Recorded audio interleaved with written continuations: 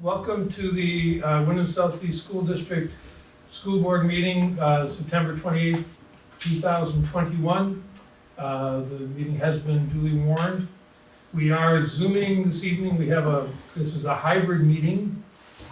And so I will call the meeting to order and announce that a hybrid meeting means that some people in the meeting are participating remotely and some are meeting physically. Please note that while we will strive to provide means for those attending remotely to participate in the public comment period, there may be technical difficulties or reasons that otherwise prevent or interrupt remote public participation. Therefore, it is important to note that the open meeting law only ensures the public's right to participate and comment at a public meeting by attending at the designated physical location as posted in the notice and agenda. If a member of the public or of the public body has technical difficulties accessing this meeting remotely, please alert us by email. In the event of a technical difficulty that cannot be resolved, we will continue the meeting regardless. So I apologize for the late start. We are using Zoom to project the diversity and equity teacher leaders video report. This is a new dimension in our use of video on a Zoom. So it took us a little while to get it all functioning, but I think we're in good shape now. Before we do the consent agenda, there are some agenda changes. Dr. Elizabeth Richards will not be joining us tonight. The board did not send any questions to her ahead of time, and there have been changes in the state guidelines in terms of testing, and looks like we're going to have some opportunities for additional vaccination options. So we're going to put that off for the time being and ask people to consider what they would like to hear from the doctor and send the questions. So we'll reschedule that presentation. We also have to add an item that I didn't get to Barb in time, but we need to take care of it, and it's not a huge task. It shouldn't take a long time, but we have passed in at the annual meeting last year, passed by the voters a budget review committee with a representative from each town, independent of the board, to review the budget. And we did the article called for the board to identify a person from each town to do that work this year. And then at the floor of the annual meeting, which will be in March or April, we haven't determined that yet, and from then on, the representatives on that independent budget review committee would be elected at the annual meeting by the community. So we need to get that process started. And then the third is an announcement. I sent an email to the board, but I wanted to just re-emphasize it. Next Wednesday at 6 p.m., we will begin the process of board diversity equity training at 6 p.m. via Zoom. The link will come with an announcement, and any administrators who would like to join are certainly welcome to. Hopefully, there'll be arrangements made for the board, for administrators and all staff to participate in this kind of training. But we're going to get started at 6 p.m. on October 6th. That's next Wednesday. So. Okay, so next is the consent agenda. The sole item this week appears to be the clerk's report, the approval of minutes from September 14th, 2021. Could I have a motion, please, to approve the minutes of September 14th? I move we approve the minutes of September 14th, 2021. Thank you, Ann. Could I have a second, please? Second. It's heavy lifting for the members present tonight. We have a lot of motioning and seconding. It moved and seconded that we accept the clerk's report. Any discussion? Hearing none. All those in favor of accepting the clerk's report, please indicate by saying aye. Aye. Aye. Aye. Any opposed? Hearing none, the consent agenda is approved. Next is a public comment, a 10-minute section of public comment for non-agenda items. If anyone in the public wishes to bring something to the attention of the board, that is not on the agenda, now would be the time to do it. We ask people to be as concise as possible, and since we don't know what would be coming, we haven't had time to prepare a response, so it's not likely that you would get a response, but if you have a comment or a question, now would be the time from any member of the public. Any hands appearing on the screens? No Go ahead. questions?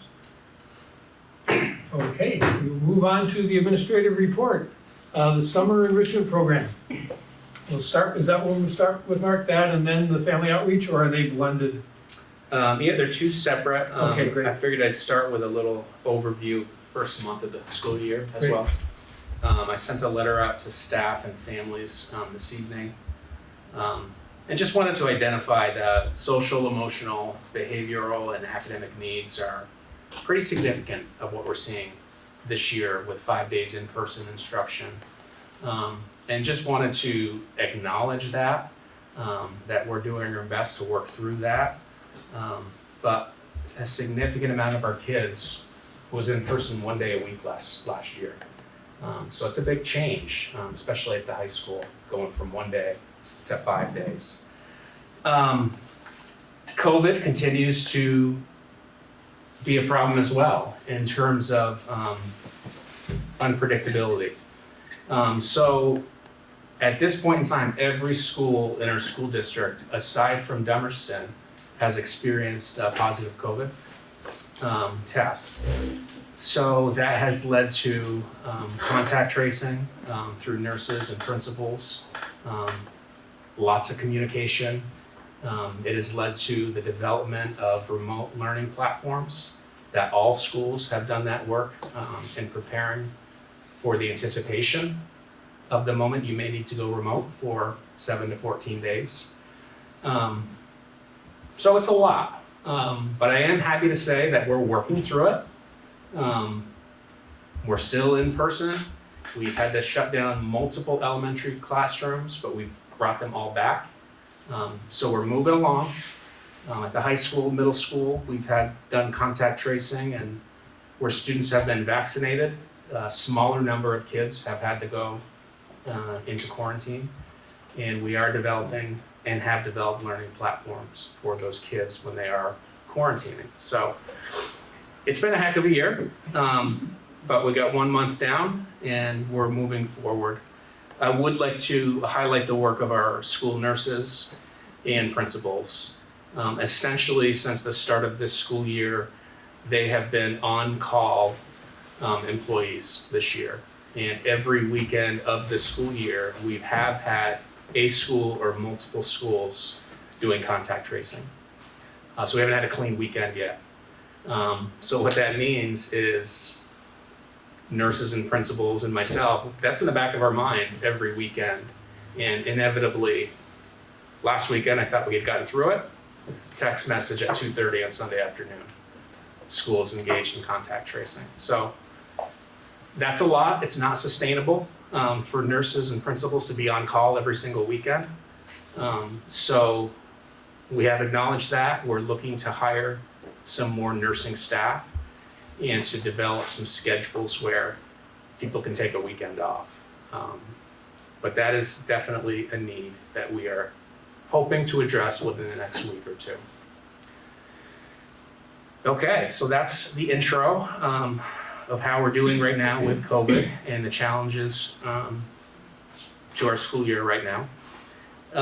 Before we get too far into the fall, I wanted to take some time to really highlight the work of our summer enrichment program that we were able to pull off this summer at the elementary level. So Deb Cardane was really our leader throughout this process that started in late winter, early spring of last year. Worked very closely with principals to develop this enrichment program, and we did pull it off, and I think it was a highlight of our summer. And I also think moving forward, it's something we're going to want to continue to do and just build upon as a school district. So take some time to hand it over to Deb, and then I'll introduce the family outreach and engagement section as well. All right. Can I just stop from back here? Is everybody comfortable with Hi. Paul, if you can can we share screen? Sure.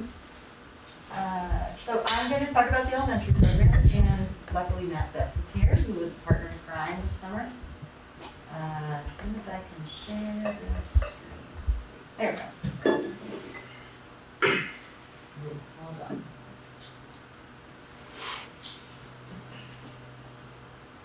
Almost.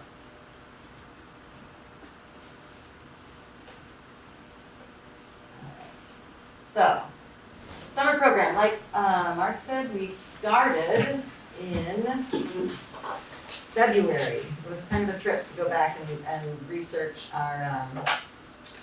relook at our path. We started in February, and that really was the beginning of what I would call maybe one of the most collaborative efforts I've ever been a part of.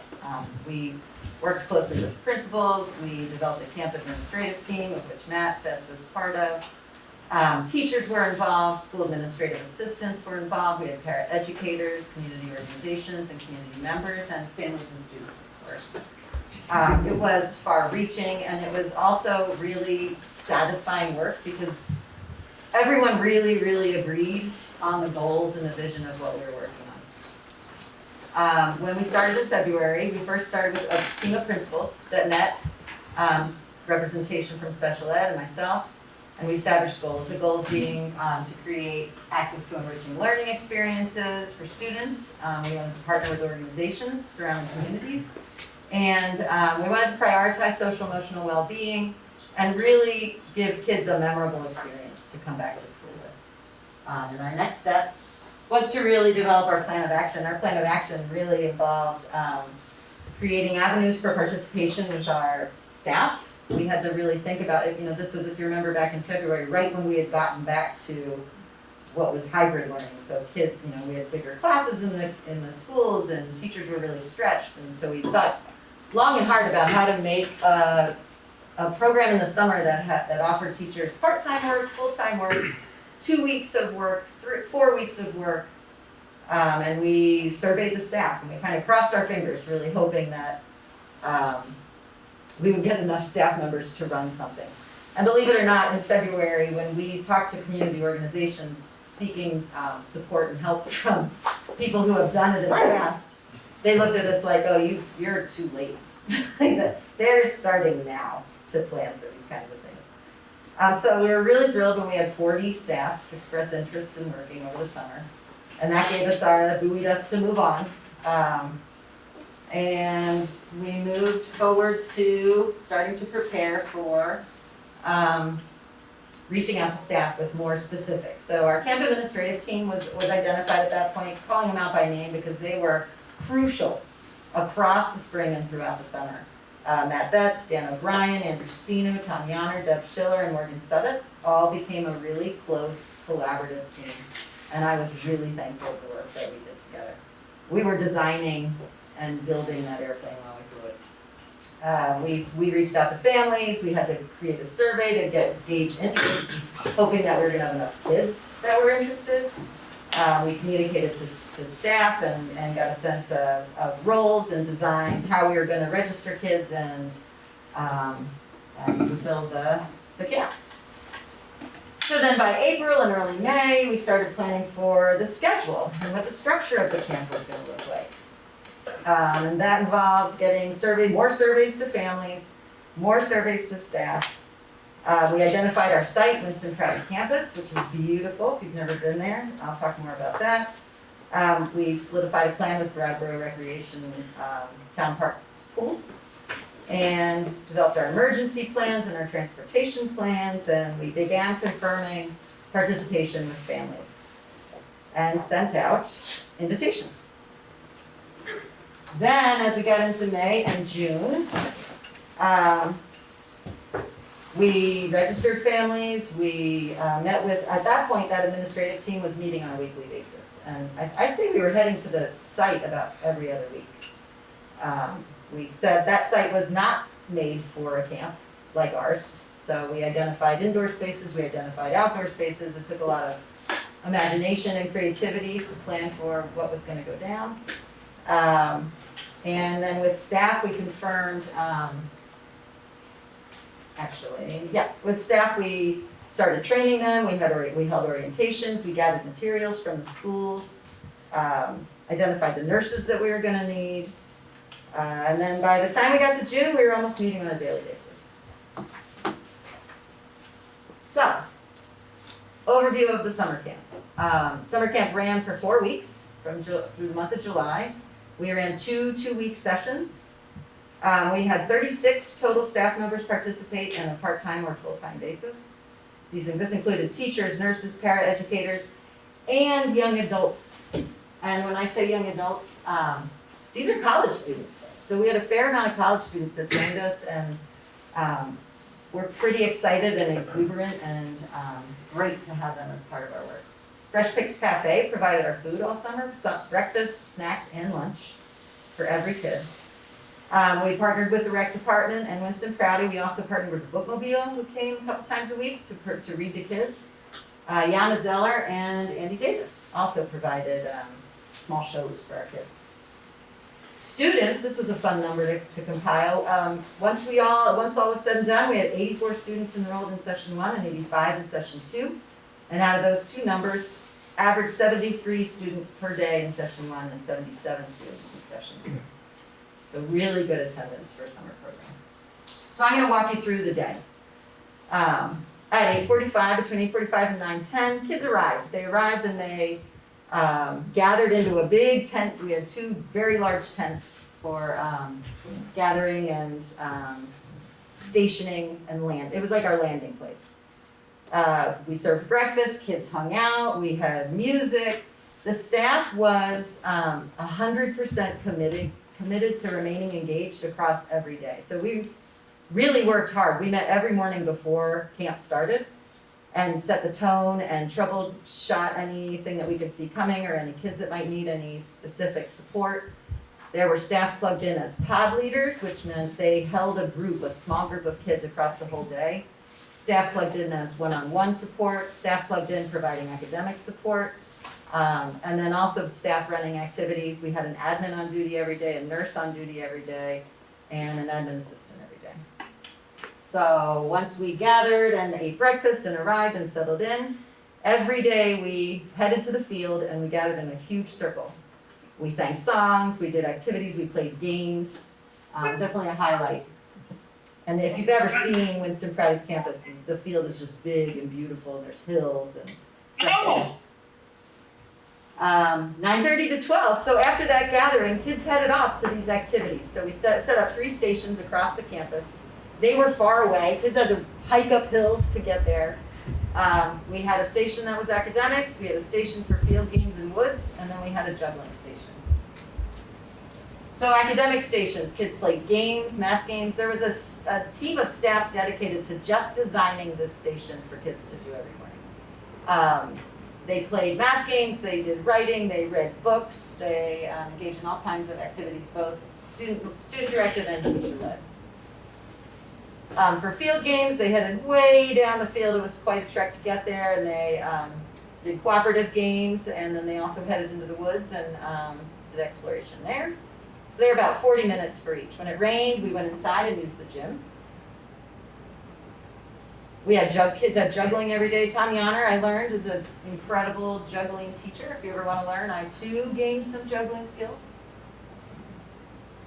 And then everybody headed back and ate lunch all together right around the tent. They set up shop and sat in the grass. And if you've ever, I have to say, I was surprised how comfortable our kids became just being dirty and sitting in the grass. They weren't afraid of bugs. There wasn't any, they really settled into being outdoors throughout their entire day. And then in the afternoon, well, after lunch, we always had kind of like a follow-up activity, something loose. We really tried to sneak academics in as much as we possibly could. The bookmobile came close to that time and read stories to kids. And then they would head off to the afternoon. So from 1 to 2:30, they had guided open play, and those pods headed off as a group. They either went to the pool or they went and did a teacher, designed activity around the campus. Matt brought a slip and slide, which was a completely popular activity. I'll show that later. Oh, there you go. Kids loved it, and kids who were afraid of it by the time they finished camp had overcome their fear and were all about it. Arts and crafts were a big part of the afternoon. Kids got into the woods, they hunted for frogs, they pretended to have a kitchen. 3 times a week we were able to provide kids an opportunity to go to the pool. And we had the Windham Career Center bus shuttling kids, but we also offered the option to walk, and I was shocked by the end how many kids were psyched for the challenge of walking up and down a hill from Winston Prouty to the pool and back. And then at the end of each week, we had some sort of a culminating show. So the end of the first week, we had an artist. First week, we had Andy Davis in session 1. Session 2, we had Yana Zeller come into a puppet show. And then at the end of the second week, the kids were the show. And so they worked in their pods to develop some sort of a skit across their 2 weeks, and they performed for each other. I have to say a huge shout out to our incredibly talented, dedicated staff. Just a few pictures of them in action. In the center, that's one of our college kids. Just amazing. Staff played, staff stayed engaged with kids the entire time. So I wanted to read just a few words of, from our staff who couldn't be here. Andrew Spino, one of our administrative team members, wish he was able to share his love for summer camp with all of you tonight. He said he wished, he saw staff today and just was shocked that it came up today that they were immediately reminiscing about how easy it was to get up and go to work on the summer camp days. Deb Schiller shared she worked in the office as well as handling food distribution. With many smiles and the making of new friends while masked indoors, our district students had a wonderful time exploring in the woods, swimming at Living Memorial Park, eating meals by Fresh Picks, learning new skills like juggling, and getting exercise every day. Dan O'Brien got to see students push themselves out of their comfort zone and try new things. Students worked together, encouraged each other. And from a personal standpoint, he said it allowed him to meet future students and start building relationships with those students and their families. I can't walk down the hallway anymore without a 2nd or 3rd grader waving hello. A couple words from our families. Thanks so much for this amazing opportunity. I hope the program continues. My oldest is difficult. He doesn't like any camps or activities, but he had so much fun. He came home in a good mood every day. And I have to say that speaks to having it was such a high level of skill that our staff brought to camp every day. I'm so thankful for this camp. My daughter really enjoyed being around kids and doing cool things she wouldn't normally get to do. So thank you. Greatest time. Thank you for giving our kiddos a great experience. Before we hear from our students, Matt, do you want to add anything? I just, one of the really incredible moments, I think it was probably day 3 of the camp where Deb and I just stood around looking at all of this and realizing this is the 3rd day where kids were with each other for a large part of the day, running around and playing, since being in a remote setting. And that alone was an incredible experience, let alone, we have our kids, the whole camp thing is so different from the classroom environment, and it's so important for our kids to have the camp experience and to be able to design and implement a camp like this that really was a genuine summer camp experience for our children. It was truly amazing to have that, to have this camp being funded by our public education system, to have this summer camp experience is really incredible. And the pictures that you have really capture a lot of it. It was a truly amazing experience, and so continuing this there's in my mind there's absolutely no question what we've done. There's a lot of kids that got a free summer camp for a long time during the summer, and regardless of a COVID year or not, to have that on the heels of a long school year is essential for them. It's really wonderful. Awesome. And I'll end with just a few words from our students. Almost. And that's it. So thanks for listening. Thanks, Deb. Pleasure. But we have referred to this a couple of times throughout the fall. I wanted to give a more in-depth look at what we did because I think it's important and a goal for moving forward. Another part of our recovery plan, which we presented at the last board meeting, is around student engagement and family outreach. So I asked principals and directors to talk a little bit tonight about steps they've taken around family outreach and engagement within the first month of the school year. So we can start with the folks who are here in person and then maybe shift to folks who are joining on Zoom. Anybody want to lead off? Sure. Go ahead. Mary. So at Oak Grove, we have been able to hire a family engagement coordinator, and we've also partnered with 2 other schools, Guilford and Vernon, to share a social worker, and both have been really invaluable to the work that we're doing, especially with families. I'm going to speak primarily to our family engagement and education coordinator because she works with us on a daily basis. And one of the biggest things that she's able to accomplish is the communication with our hard-to-reach families and those who are reluctant to come into the school building. Through this role, she really has a flexible schedule where she can go out and meet families in a place where they're comfortable. She will go to their home. She does great work with getting paperwork filled out, connecting to resources for outside of the school district. She's got connections to HCRS, DCF, and other local organizations that can support not just our students, but also their families so that everybody is getting what they need. Another highlight is when so Veggie Van Go, I think most people know what that is, but if you don't, is it still here? It is. We have trucks of food that are brought here to the high school, which is the closest location for Oak Grove, and she will come over and gather food to bring to the school so that families can get that at pickup if they can't make it during the day over to this site. And so she is able to get food into homes of kids with for anyone who needs it. We have staff who take advantage of that as well. She's a great advocate for families and students at meetings. So oftentimes we'll sit around and have an IEP meeting or a 504 meeting. And one thing that educators know very well are acronyms. But unfortunately, for us, we talk in those acronyms all the time.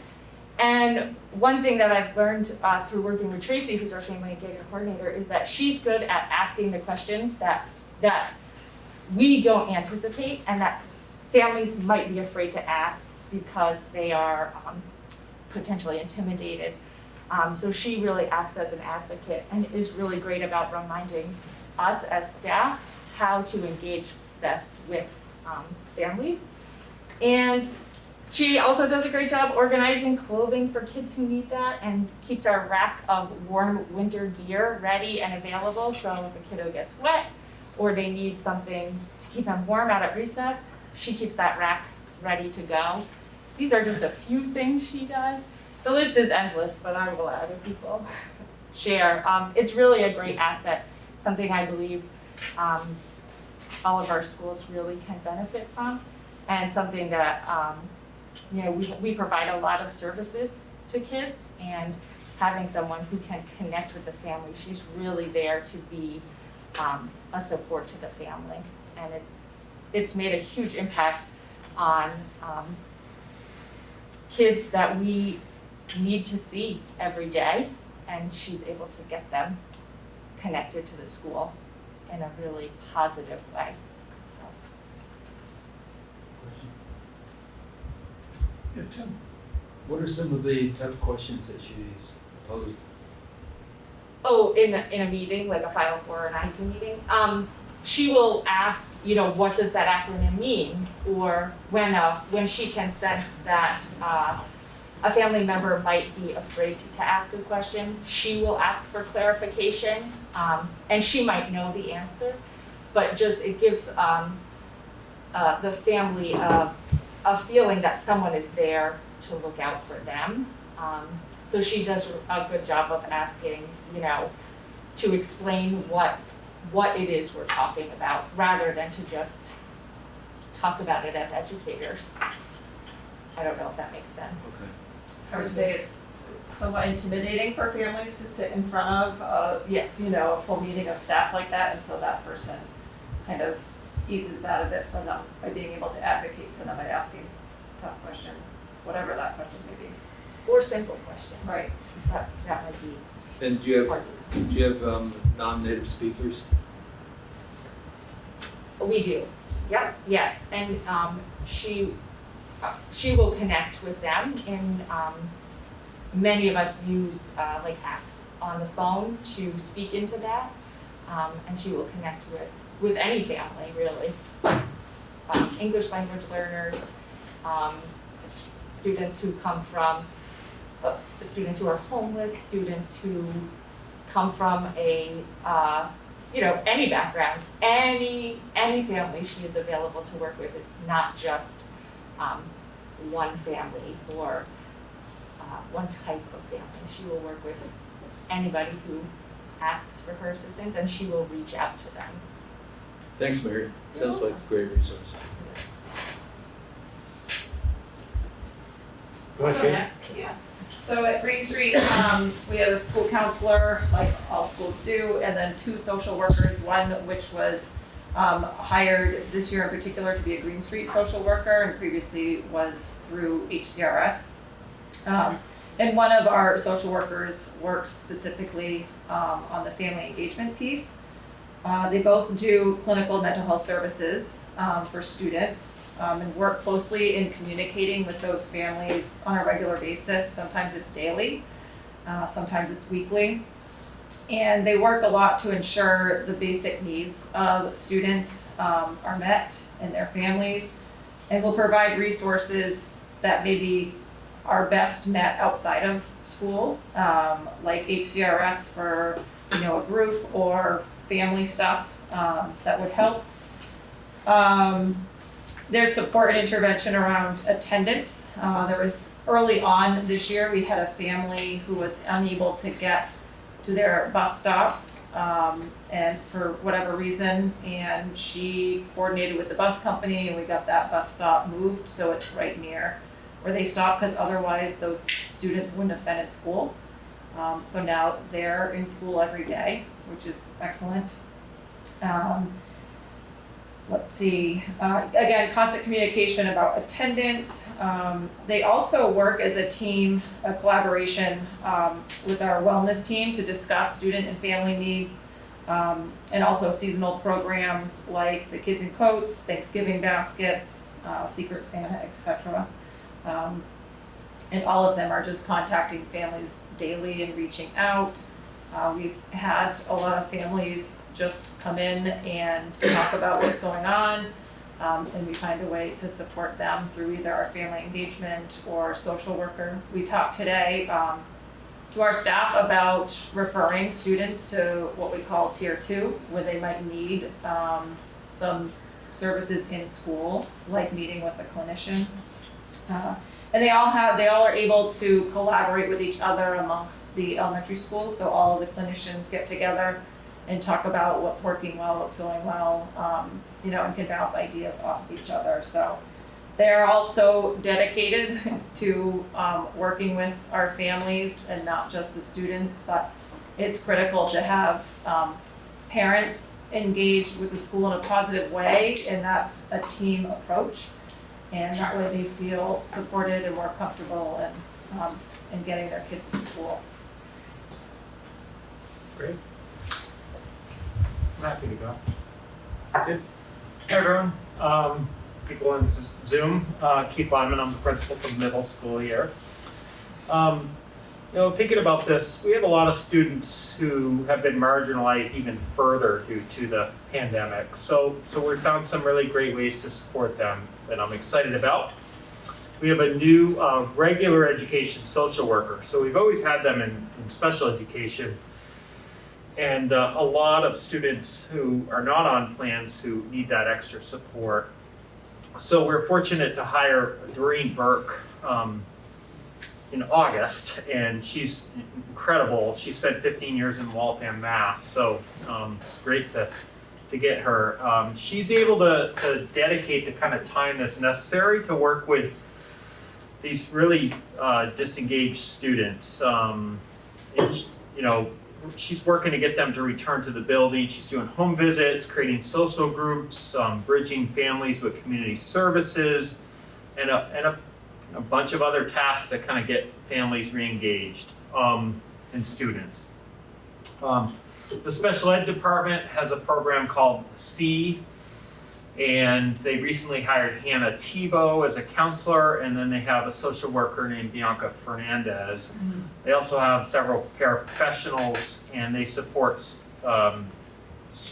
students on special education plans really well. There's a bunch of students in the high school, well, not a bunch. I think there's about 5 that they serve in the middle school and another 20, 25 in the high school, and then they also supports the students in the transition program. Is it connected? Is it the same thing? Yeah, I'll go on. You're going to talk about that. Okay. So those are really tremendous supports for our kids. And then we have this program, there's transition, which is part of special ed, and then we have a program called the transition program for the middle school, which is, it's not STEP, but it's kind of our modified version of the elementary STEP. And we put that in place a couple of years ago, and we've been developing over time, and it's just an amazing support for kids who traditionally years ago were sent to the planning room and just kind of there, and they serve their consequence and they go back to class. And not that those folks who worked there couldn't give them support, but the transition room is trained paras who really kind of work. They do a lot of coaching, resetting with the kids, a lot of kind of therapeutic, kind of like a lot of coaching to get them back and in class, and it's just been a savior to reduce referrals, keep kids from being suspended, and give them the support they need. So really excited about all those things to support our kids. And I just wanted to speak briefly with the summer programming, and Deb and Matt highlighted the elementary program, but we've had an amazing program at BAMS for quite a while, and thankfully we didn't have to. The work that went into starting the elementary program is incredible. We just kind of expanded it this year, and we had 77 students participate with themed programming. I won't go through all the details, but it's an incredible program. But they had a STEAM Academy week 1, they had a Fitness Frenzy week 2, they went to the Keene YMCA and did rock climbing, swimming. Fitness Frenzy week 2, where they went to Edgar May Recreation Center for rock climbing and swimming.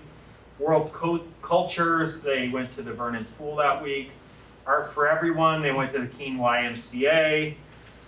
Humanities Camp, did a guest panel, a community guest panel, Becca Valance, Mark Kerrigan, Peter Elwell, and Braden.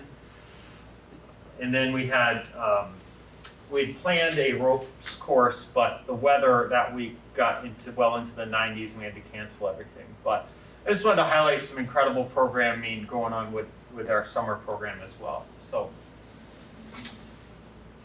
any questions about themes? Could you say a little more about the marginalized, disengaged students? Do you have any idea why they're marginalized and disengaged? There's every situation's unique, I think.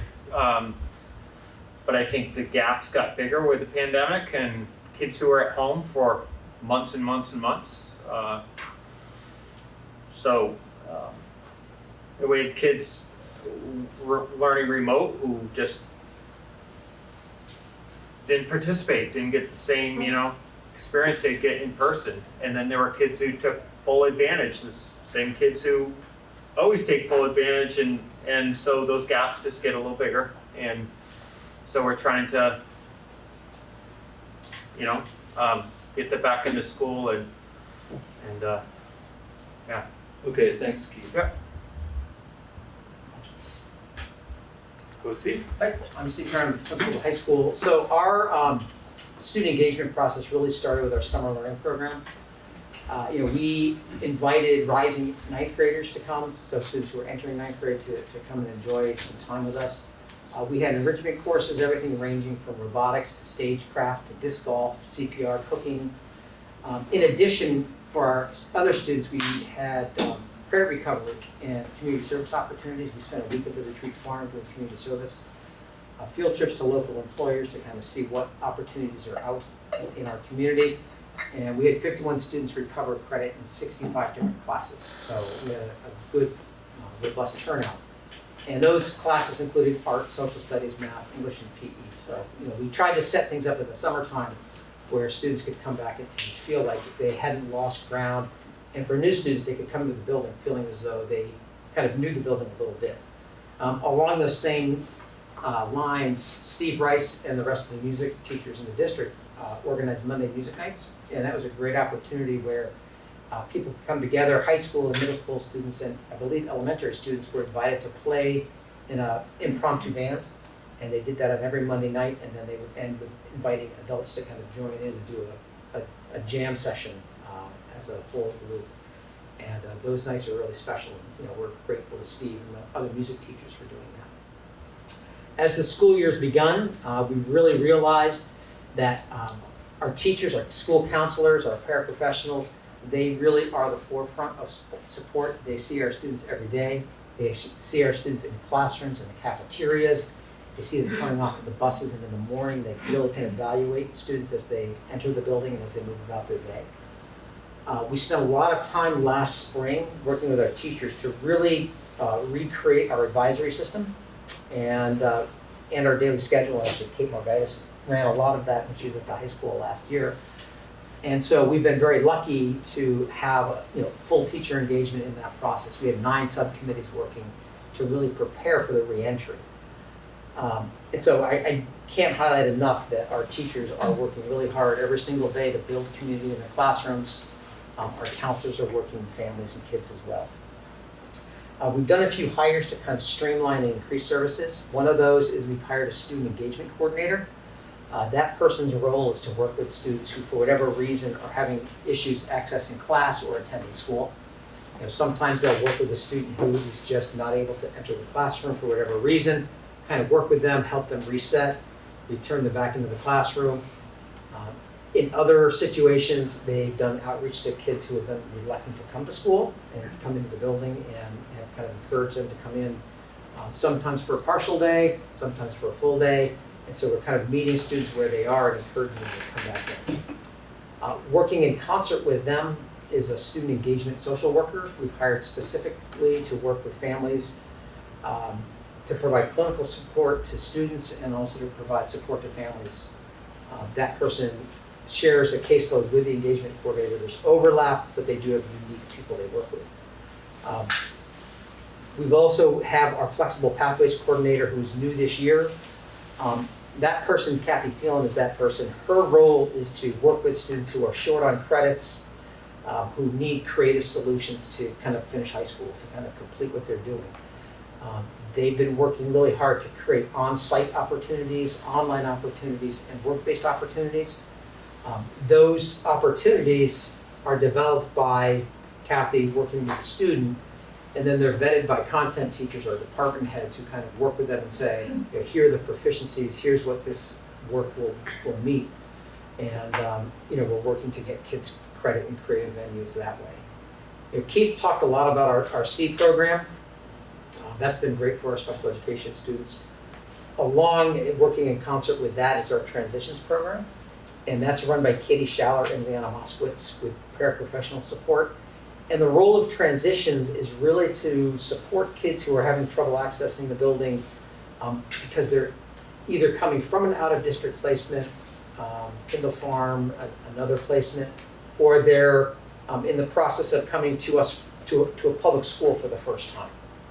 And so the work done with those students is very intense. Their caseload is small. I believe right now they're currently at 12 that they work with.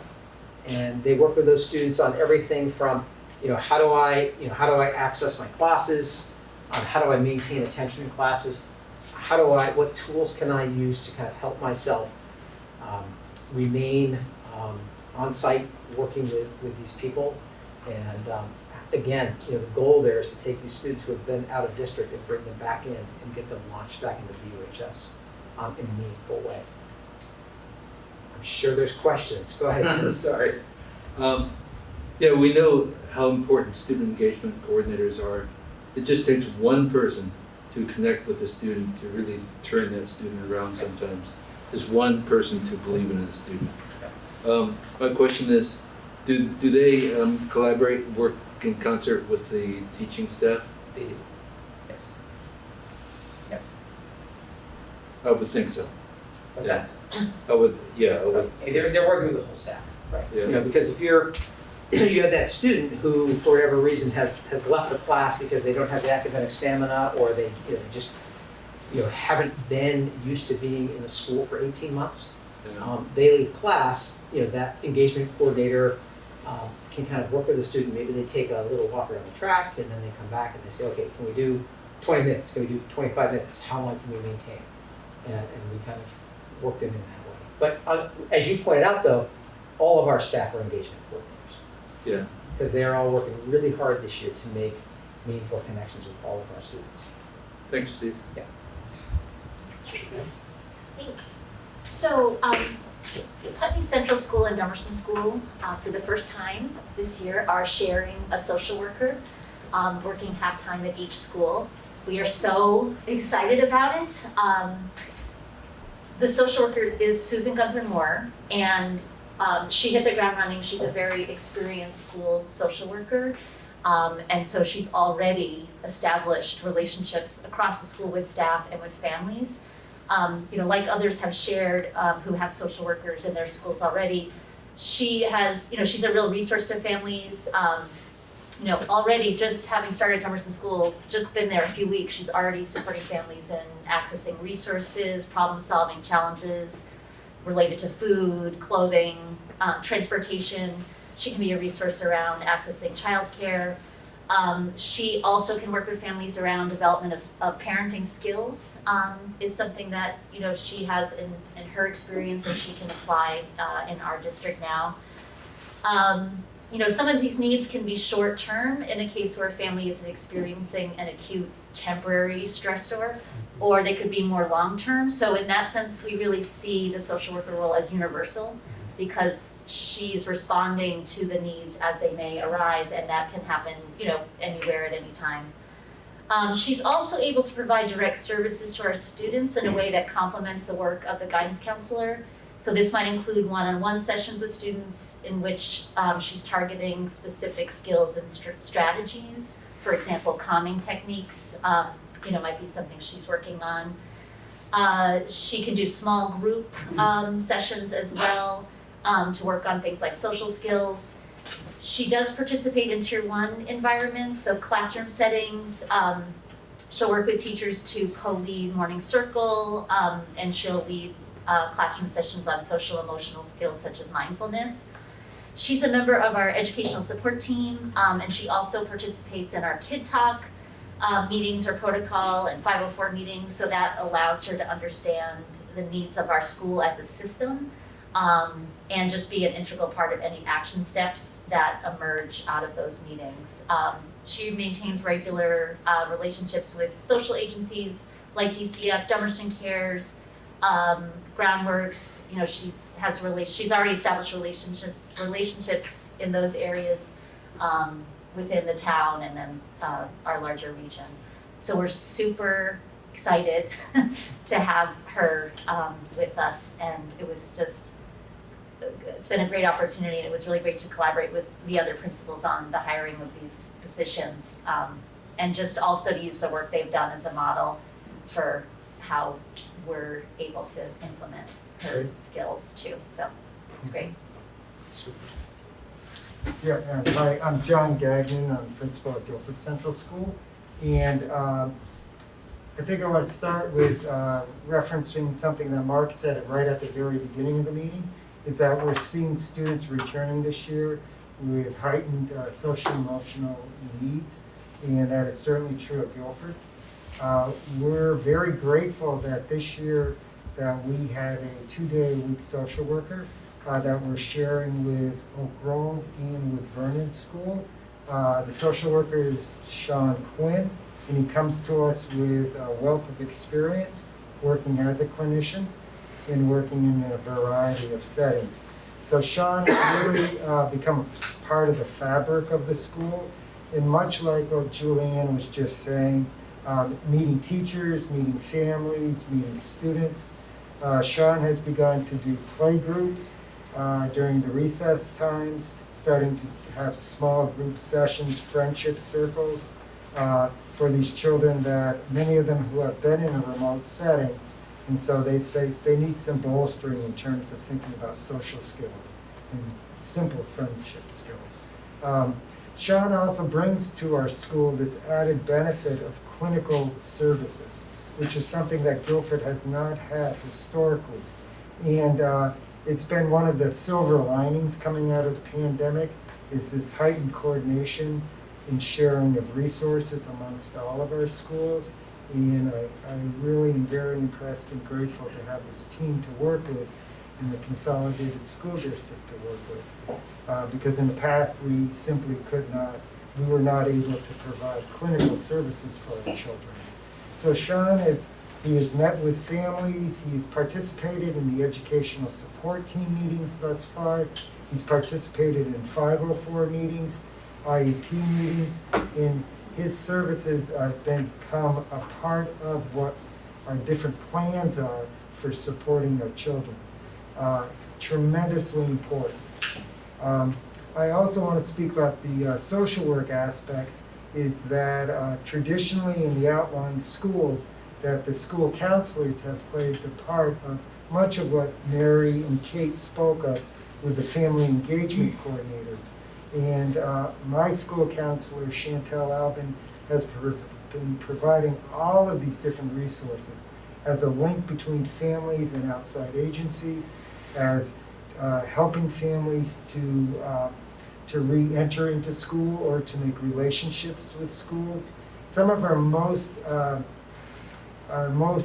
detached families, there's a culture of seeing school as an organization that they themselves as parents had negative experiences as students themselves, and there's a lot of fear and trepidation. And so our school counselor spends an enormous amount of time building trust. And as Tim, as you were saying, building relationships, building trust, that deepens and creates the engagement that is essential for our children so that they can achieve student learning. The other big piece in terms of thinking about engagement with Guilford is really a core programming.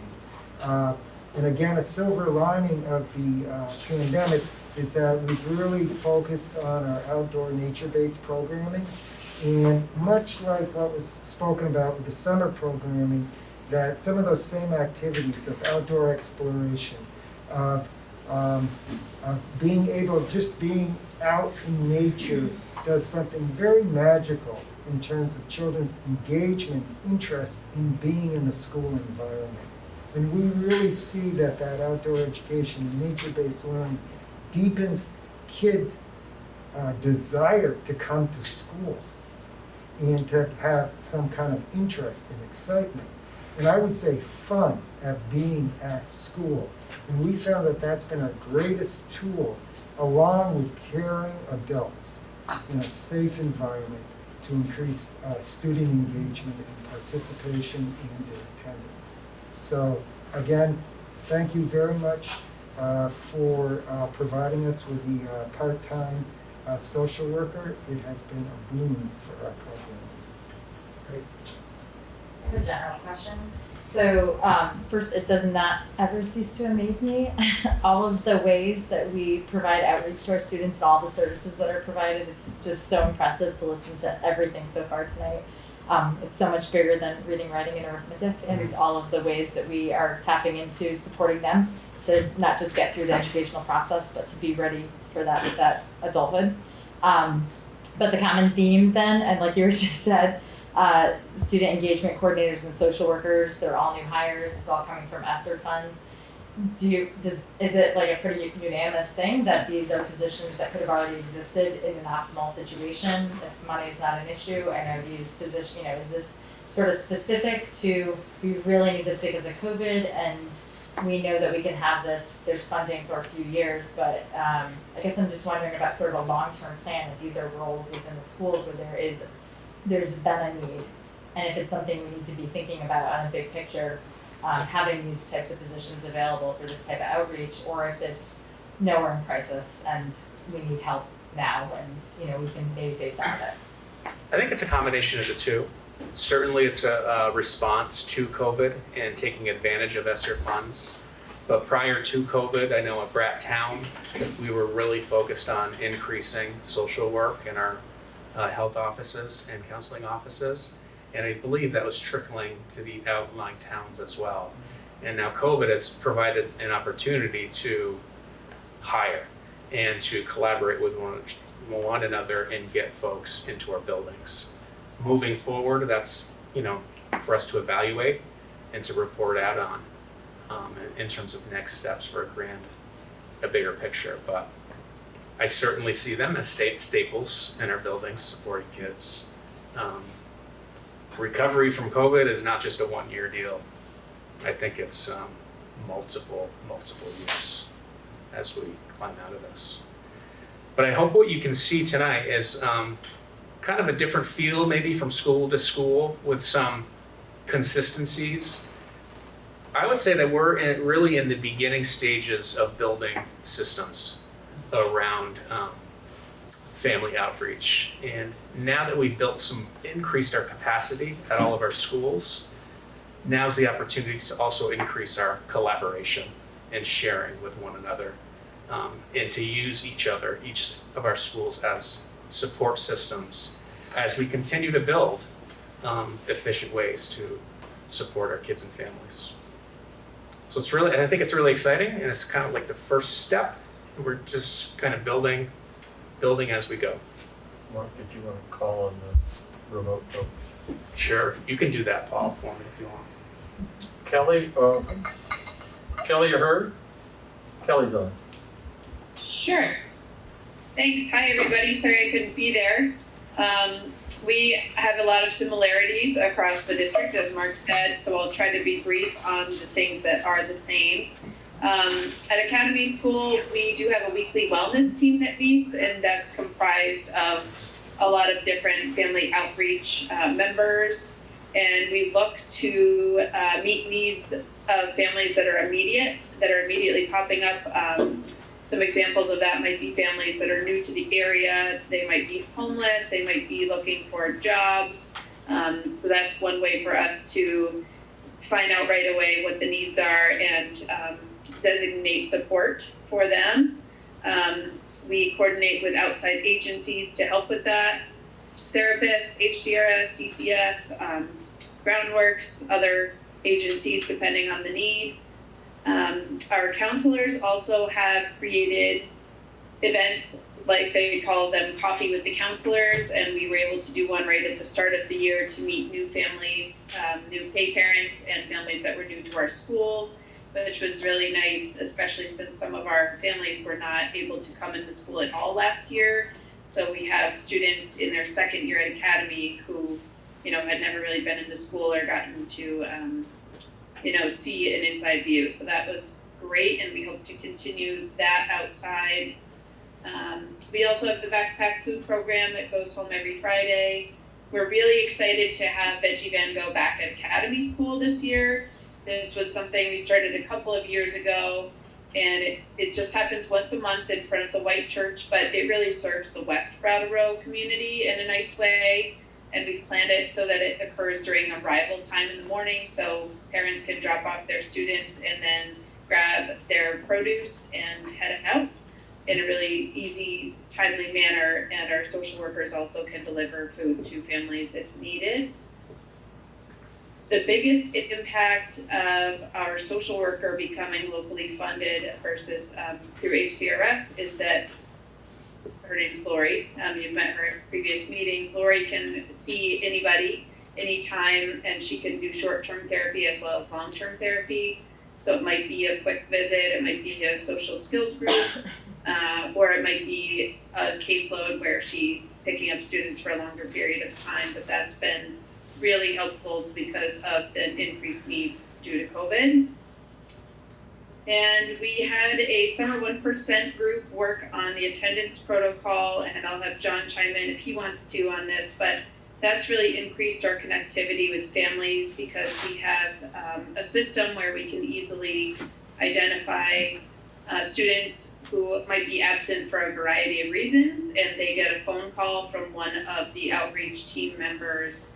And just I think a phone call versus a letter can make a difference in terms of verbalizing what they need, how we can help, and wrap around support to increase our attendance and engagement. And we also have some postcards that we're sending home to students from staff, and that's a nice way to highlight things that are happening in school that we see and have the family members of the students see them as well. And John, do you want to add to that? Hi everybody, I'm John Sessions. I'm the assistant principal at Academy School. No, Kelly, I think you touched on it. You know, our main goal around the attendance protocol is to be as proactive and supportive as possible, and taking that approach to increase attendance and have students at school in a timely and consistent manner. Yeah. Yeah, thanks. All right, thanks Kelly and John. We're gonna go to Nancy, Career Center. Hi, I'm Nancy Weiss, and I'm the director of the Career Center. We do not have a social worker or an outreach coordinator, but we do collaborate with our 5 sending districts and use their services and for their students. And we have found that we have a very high attendance rate this year. Kids are really excited to be back. The few students who have really struggled, we try and offer the Career Center as an opportunity for students to re-engage and be a part of the community on a smaller basis and then move back toward the high school. And so we spend a lot of time kind of going back and forth with families, and I've dropped in on a few, and I often get greeted. I don't go unexpected. I always make an appointment with them, but it's always nice to see where they're at and how we can help and what we can do to support. And I think that's really important work to do at this point. Great. First, Okay. Yeah, hi, everybody. Much like John and Julianne already alluded to, I mean, the opportunity to have a social worker in our building is something that we've wanted for quite a long time. But every year we ran the budget figures, having to stay under a particular cap, other priorities took place. So this has provided us with an opportunity to look at what's referred to as continuity of services. And we knew we had a gap in terms of outreach to families.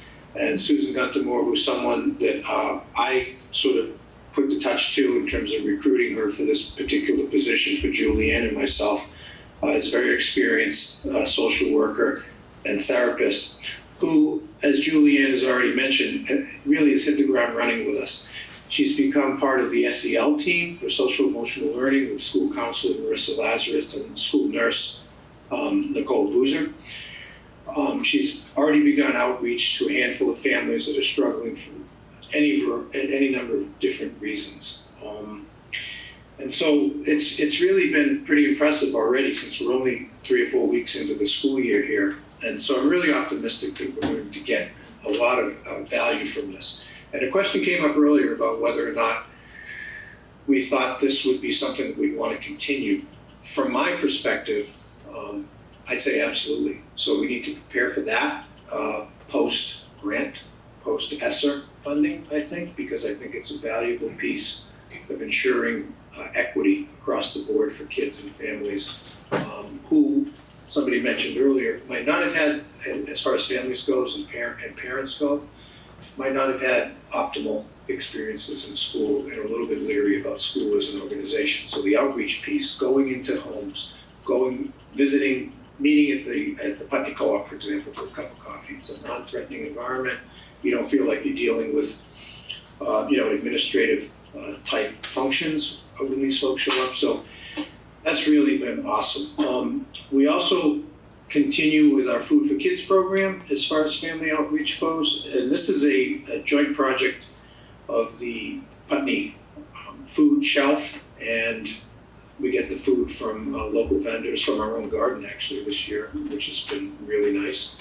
It happens once a week on Thursdays. The kids, anybody who wants to come and do a little quote shop gets to do it, and we get food from the Vermont Food Bank to fill in the gaps. It's a volunteer program. It's not required of the kids. They can do it if they want. Only a couple of families have opted out, which is really nice because they oftentimes will have recipes and so forth that the kids can take home with them. So let me see, I had one other thing I wanted to mention. Oh, right. So really the bottom line with the social worker, who also happens to be a certified therapist, is that it fills that gap in what I referred to earlier as continuity of services. So now we can feel, even if it's just part-time, that we have an opportunity to reach out to some of the folks that, honestly, as a medium-sized school counselor can only do so much. So we're hoping that we can fill the gap moving forward and keep things really on a positive note with our families. All right. Well, thank you for the opportunity to present on how we've been able to increase our capacity.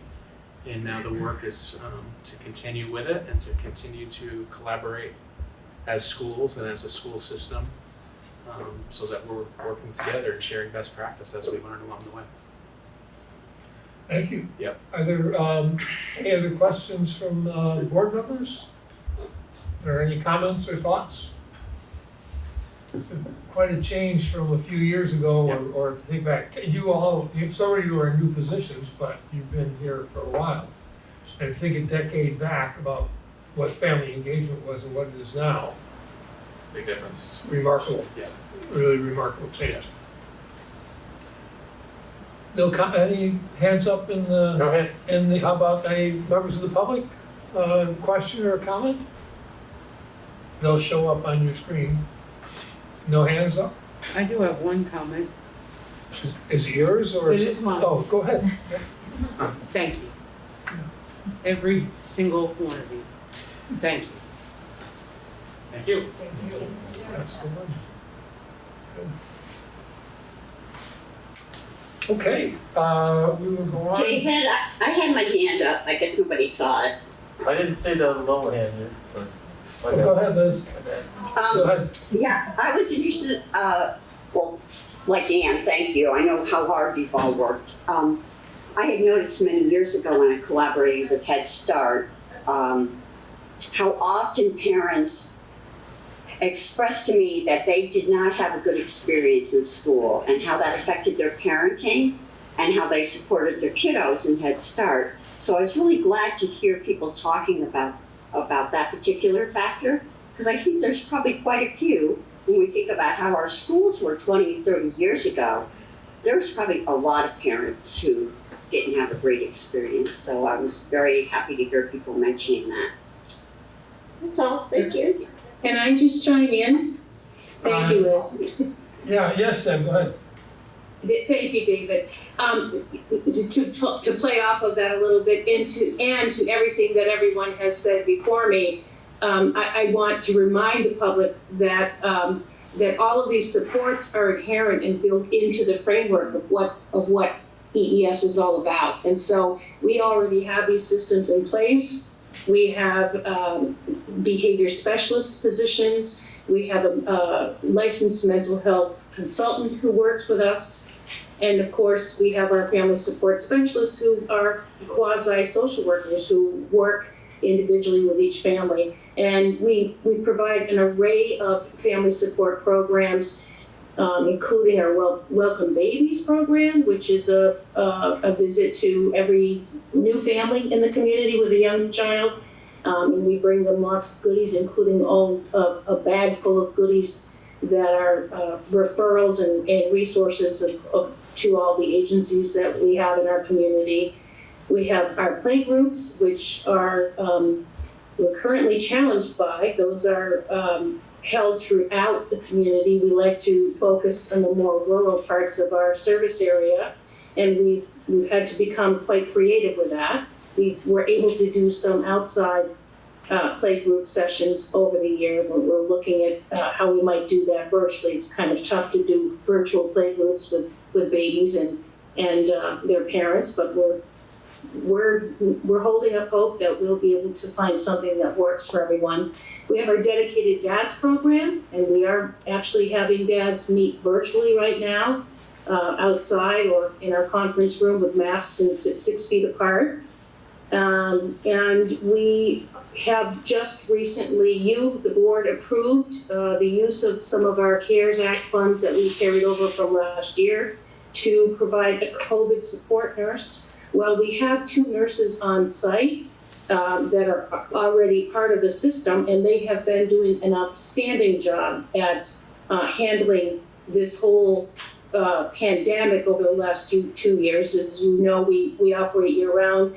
We've certainly had our share of COVID cases, and all of that screening that happens and contact tracing has been provided primarily by our health manager, a nurse.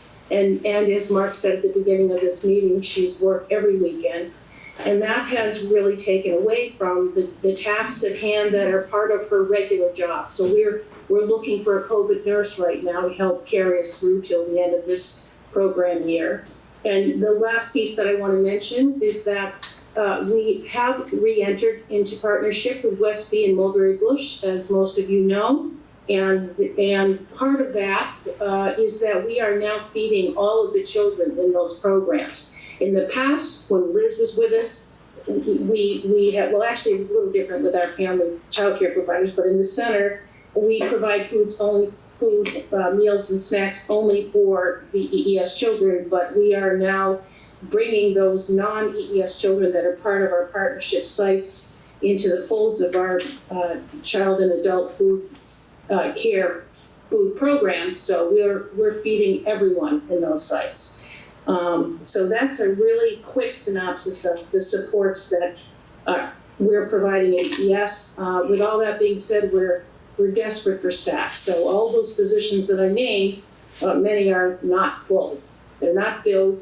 We still are looking for teachers. We still have a couple of classrooms we can't open because we're down the numbers of teaching staff that we need to reopen. But nonetheless, systemically, all of those supports are in place.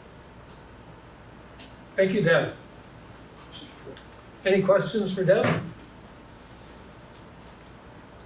Any questions from the public? Hands up. Thank you. Next on the agenda is Committee and Leadership Council reports. We have one report from the... Sorry, Jackie has a question. Jackie, go ahead. Hi, thanks. Just a quick question for Deb, and my internet's been terrible tonight. I'm so sorry if this was touched upon. I listening to all the supports that you have. I'm wondering if you're still doing the parenting classes. I know Laura Dowling was doing some for a while, and they were super helpful for me. So if that's something that's still happening, maybe people might want to know about it. You definitely want to know about it. Thanks. Well, thank you. Yes, we are. I just had a meeting with Sandy this afternoon. Last fall, we did a basics parenting class, and we did that virtually. We had, I think she said, 3 families who attended on a regular basis. We tried in the spring. We had no takers, so we're going to try again. So yes, absolutely. We are wanting to do continued parenting support. Of course, Dedicated Dads is a parenting support piece, but the foster parent support group is something that we we haven't been able to sustain since this summer, but it's certainly on the, it's on the horizon. So yes, we are continuing to offer parenting support classes. Thanks for asking. Thanks, Deb. Okay, moving on.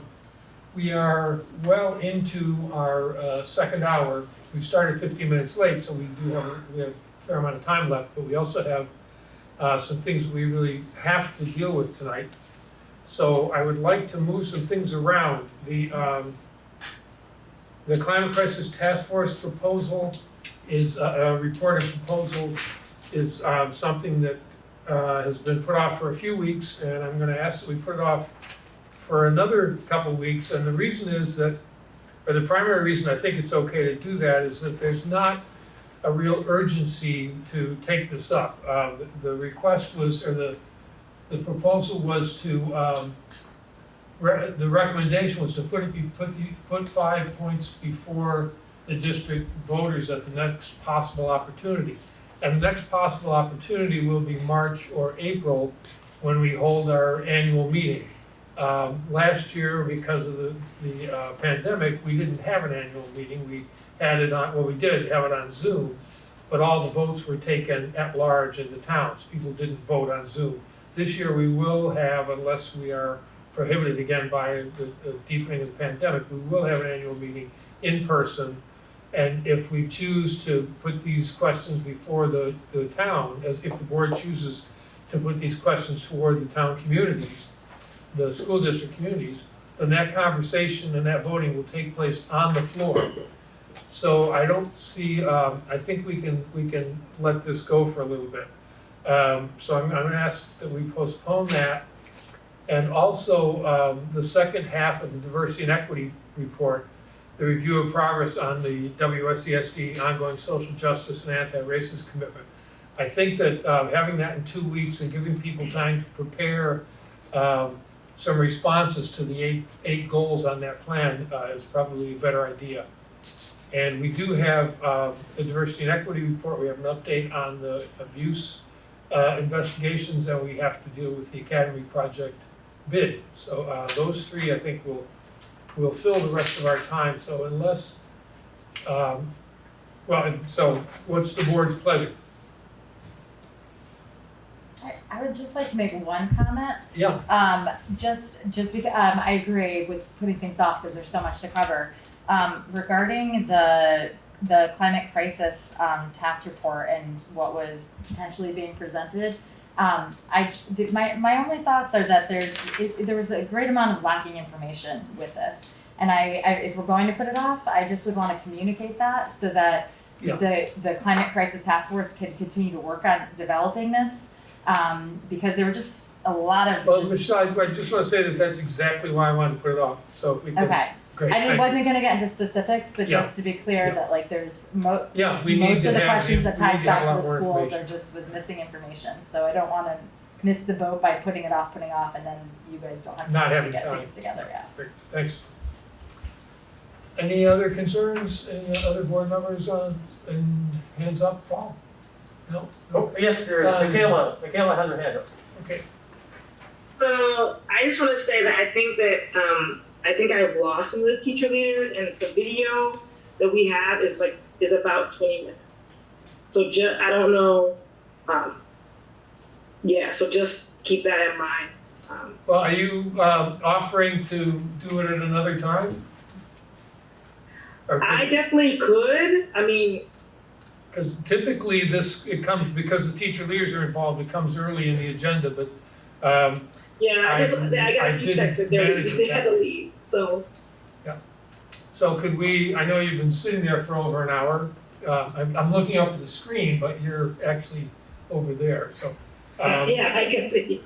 Yeah, if you wouldn't mind, then we'll set aside 20 minutes for that video and another 10 minutes or so to hear from the teacher leaders on the next meeting. And do it that way. That would be great, Mikaela. Thank you. Okay.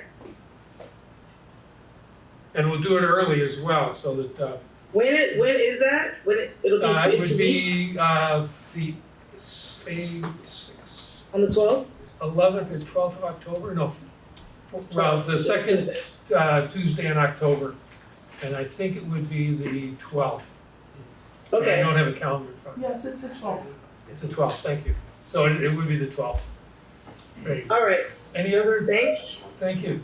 Any other questions or comments? The Jim? diversity and equity report for the year, would that be coming from the superintendent, from you, Mark, or from whom? This is a video that the teacher leaders made from last year, reporting on basically what they had been doing over the course of the year. It was like an annual, their final report. This is the annual report. Yeah, and because the last meeting was after the school year ended, we scheduled it for a meeting that was after school year, and many of them weren't here to present it, so we decided we'd postpone it till the fall. Now we're gonna postpone it a little further. But we wanna get to, obviously we wanna get to that. And it'll be accompanied with data? That depends on what they present. Okay. I can't, I don't have an answer to that. I don't know what it's gonna be. Okay, any other questions? Okay, so the next is the update on progress toward abuse investigation, support and accountability, next steps and possible actions. And I sent around to the board and the administration sort of not a report, but basically some quotes and some information that we've been able to gather so far. And I want to just talk a little bit about that and then see what we want to do. There are a number of issues that came up and a number of questions, but I think that the primary thing is that the thing that we started working on and we made some progress on was creating a safe and confidential space for survivors to share and find some support and get some support. And we've talked with the Community Justice Center and the Women's Freedom Center, and the response, they are looking into it, they're sharing information, they're spending, I'm gonna read a quote from the Brattleboro Community Justice Center. The next step has been spending time with adult survivors and their allies to hear what they are needing and wanting, including from the Justice Center and youth services. We would like to be steeped in what survivors are saying before we come back to you. So basically for creating that first goal, which was to provide support for survivors, we're waiting for the agencies to come up with a plan and be clear about what they want to do, and then we'll talk about how we make that happen. 3 other board members and Mark were in that meeting with the Women's Freedom Center, and Mark has also been in contact with the Community Justice Center. Anything to add to that, Mark? I just this week have met with, had a specific follow-up meeting with Christy, who's the student advocate from the Women's Freedom Center. And we have engaged in talks around providing PD to our staff at the middle, high school, and elementary. And one of the next action steps we're taking is folks from our counseling departments are going to reach out to Christy specifically. And as early as October 12th, there's a potential for a meeting with our health, counseling and health department and Christy to establish kind of next steps and how to work together to support kids. To start building that relationship. Exactly. Great. Well, that's excellent. That's great. So any thoughts or questions on, we're kind of, we can't really do much about that until we get further feedback or further information from the agencies that we're trying to collaborate with. So I'm not sure what else, other than a motion a little bit later on to explore retaining their services so that if something does develop, Mark can move right ahead with developing a contract to bring back for us to consider. But beyond that, I don't know that there's much we can say about that specific thing. Any questions or comments from the board on that first part? Okay. Well, the second thing I wanted to talk about was the response from our attorney, Pietro Lynn, about confidentiality, because we want to be able to provide a place where people can come and share their stories and where we can get information about what's happened. But we are in a difficult position in terms of being able to assure that people who don't want their identities disclosed can be protected. And the three points that he made is that that in cases of criminal prosecution or civil litigation, we could be compelled to identify the people that made the statements. The witnesses' identities are subject to discovery under the Public Records Act, and the Department of Children and Families might want to put a person on the sex offender registry, and civil claims have no statute of limitation. So it's really unclear what we can do other than encourage people to contact the police and set up the support system, and then do the investigation that I'll talk about in terms of what we know so far, or what we've been looking at so far, the information we have so far about that.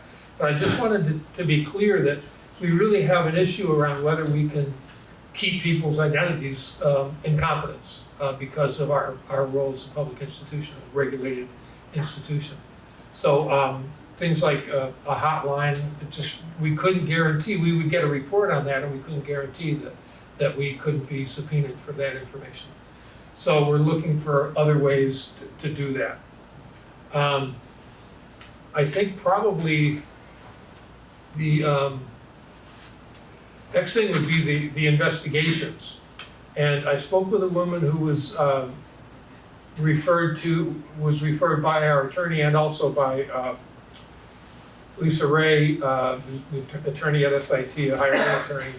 And she gave me some thoughts and some information about what an investigator would do. She's done a lot of this and done it for a long time.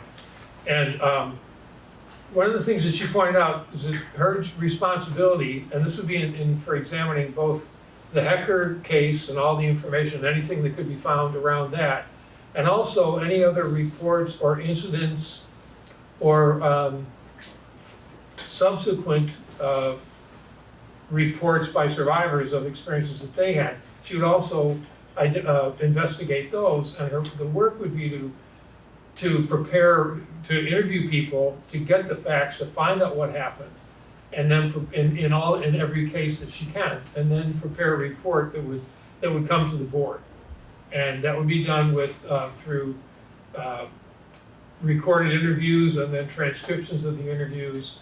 We would be providing names of people that we knew had information, and she would be, she or anybody else we hired, I think, to do this work would establish a phone number and an email where people could contact her so that she could also interview them and see what information they had, and then we would get a report. And this obviously would be a fairly long-term process. It isn't going to happen in a few months. And it could start quickly, but it's going to take quite a while. And there also is an issue with confidentiality around those reports, because once we receive the report, we're the ones that decide what we do with it, how public we make it, whether we talk about the verbs, the things that happened, but not identify any of the people. But that also could be subject to, if there were criminal, civil, or state interest in that information, they could subpoena us, and they could require us to provide the information that's in those reports. So it's really it's something I think we need to think about the consequences of. I think we need to pursue it. We need to get this information. I think we need to, at this point, be a little bit more formal in our process and explore how we're going to undergo this, and also get some clarifications about whether we're going to basically about what our insurance is, and archaeology of our insurance going way back, because we're talking about actions going all the way back to 1974 and possibly before. We really don't know, but going quite a ways back. And so we need to really hire a insurance attorney to go through, get all those policies out, look at them, see what we are covered for, and also figure out what kind of liability we will have. And that, this isn't to say we're not gonna do it, but we need to know as much as we can what we're getting into and what our liability could be.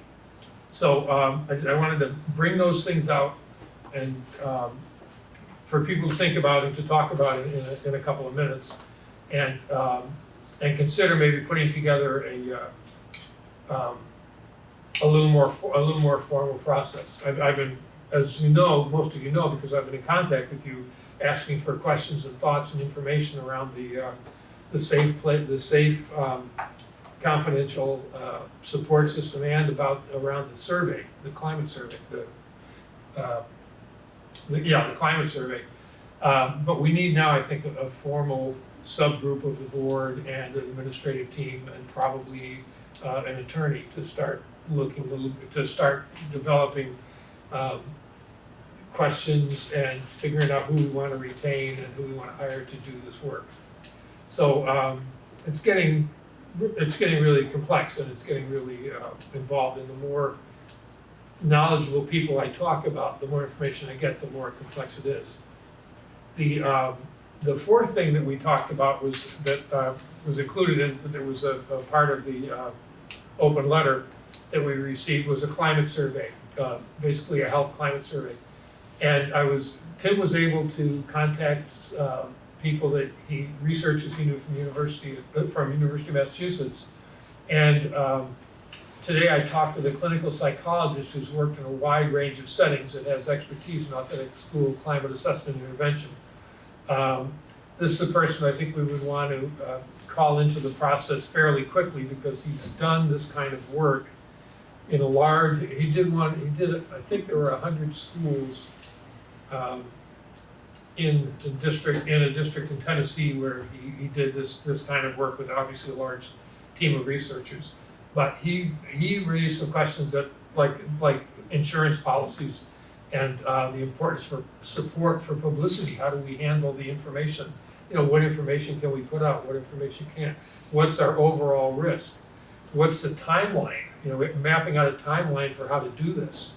What's doable and what's helpful, and then how to use it, how to disseminate the findings, and so there's just a whole bunch of questions and a whole bunch of steps that need to be carefully considered and taken as we move through the process of exploring this history and making sure that we're in a situation now that, well, as Mark said, that we're not vulnerable to that situation happening again. So that's a lot of talking. I think everybody's familiar with the issues, and I hope you all had a chance to read through the information that I sent. And so I would like us to consider give motions to explore, not to hire somebody yet, but to explore retaining the services of the Women's Freedom Center and the Community Justice Center, to explore retaining an investigator and retaining a clinical psychologist to develop an authentic school climate survey. So those are the three actions that I would like us to consider tonight. But so, Dave, you've got a question from a board member or a question from the public? Thanks. We're doing board members first, and then we'll listen to the public as long as need to. So who is it? Liz. Liz, go ahead. Yeah, I emailed you, David, and Ann knows, but the rest of the board needs to know that we are mandated reporters.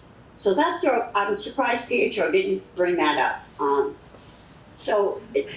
don't know how we could go about identifying other than going, victim A, victim B, victim C. But because we're mandated reporters, if we know something, we have to call DCF. So that's another little wrinkle in there. And the other thing is, it was clear to me, David, but it might not be clear to the public here that we're not trying to hide anything. When David brought up insurance, we need to know that, but it's not for the sake of, what can we cover up? We're going to be forthright with you. Thanks, Liz. Yep, Michelle. Yeah, I think it's just in hearing you go through, it's a lot for you to relay to all of us. I appreciate it. Yeah. But I feel like it's not really maybe clear, being clearly stated that like I hear this and we're talking about sort of an investigation into the incident, but also there's a whole separate piece that's the internal investigation of how the school district handled it, how the people in charge handled it, and they followed through. That should be an easy thing for us to commit to transparency for. And but it's really two different pieces, and we are going to examine them both because it just seems like we're focusing more on the incident and not the piece that we have some control over, which is accountability and how to fix where these failures were in our system. Well, I see that we would learn that through an independent investigation. Right? I think we would, and I saw through some of the information that was forwarded to us, that how it went would sort of be at the direction of what we want, what information we wanted. Yeah. I just feel like it really needs to be stated clearly to everyone listening that is, in my mind, that's what we actually have control over. We can't change the past, and we can support people that were hurt. We could, support new information and help guide that. That's a really tricky piece to this, but my mind just keeps thinking about how do we fix this, like from here on out, like how can we hold account, what can we be accountable to in the past, but what can we learn from it so that we can fix. It's I'm not sure who said it in one of the first meetings, but it sat with me so hard. Don't tell me about policy that wasn't effective, it didn't do what it was supposed to do. But I also, it is, I had messaged earlier, it is tricky if we want people to cooperate. I am concerned about that mandated reporter piece. Yeah. So if there were people who could have reported, I don't know at what point, if that goes back 50 years, but I think there needs to be an open conversation so that people feel safe. That's gonna be the best help, is how maybe someone has second thoughts, right? Like, now that I know, I see these things, and hopefully with better training and more awareness, our staff have, we've grown, but that kind of information is going to help us understand where those loopholes and that fail came through. And so I do want to make sure that we provide a way that people feel they have a place to be honest, where they can say, if I could do it again, I would have maybe caught this, and that there's that room for that kind of growth, because that's how we actually figure out what the problems are and fix it. Steve? Yeah, I guess I would agree with that. I would urge the board to approve quickly investigatory process. I don't think we should take years to do it. I think we should, especially around the horrible things that Zeke Hector did. I really think we need to revisit that. We need to look at that and find out, what were the conditions that allowed that to happen. And, then after that, I think, we have to look at our current practices. And do a compare and contrast and kind of really look and see, what I think we do things really well now, but I'd like to know how we can do better, and I guess for me at the end of the whole process, think about the horrible things that Mr. Hecker did, but for me at the end of the process, I really need to work towards creating a school community where all of those students who may be victims have a voice, and we really have to prioritize that. And I think we do that by doing the investigation and then evaluating what we do now. I think it's really critical that we move on that process quickly. Other comments? Yeah, Paul? Mindy Haskins-Rogers had a comment, question. Okay, any other comments from the board? Okay, Mindy, please.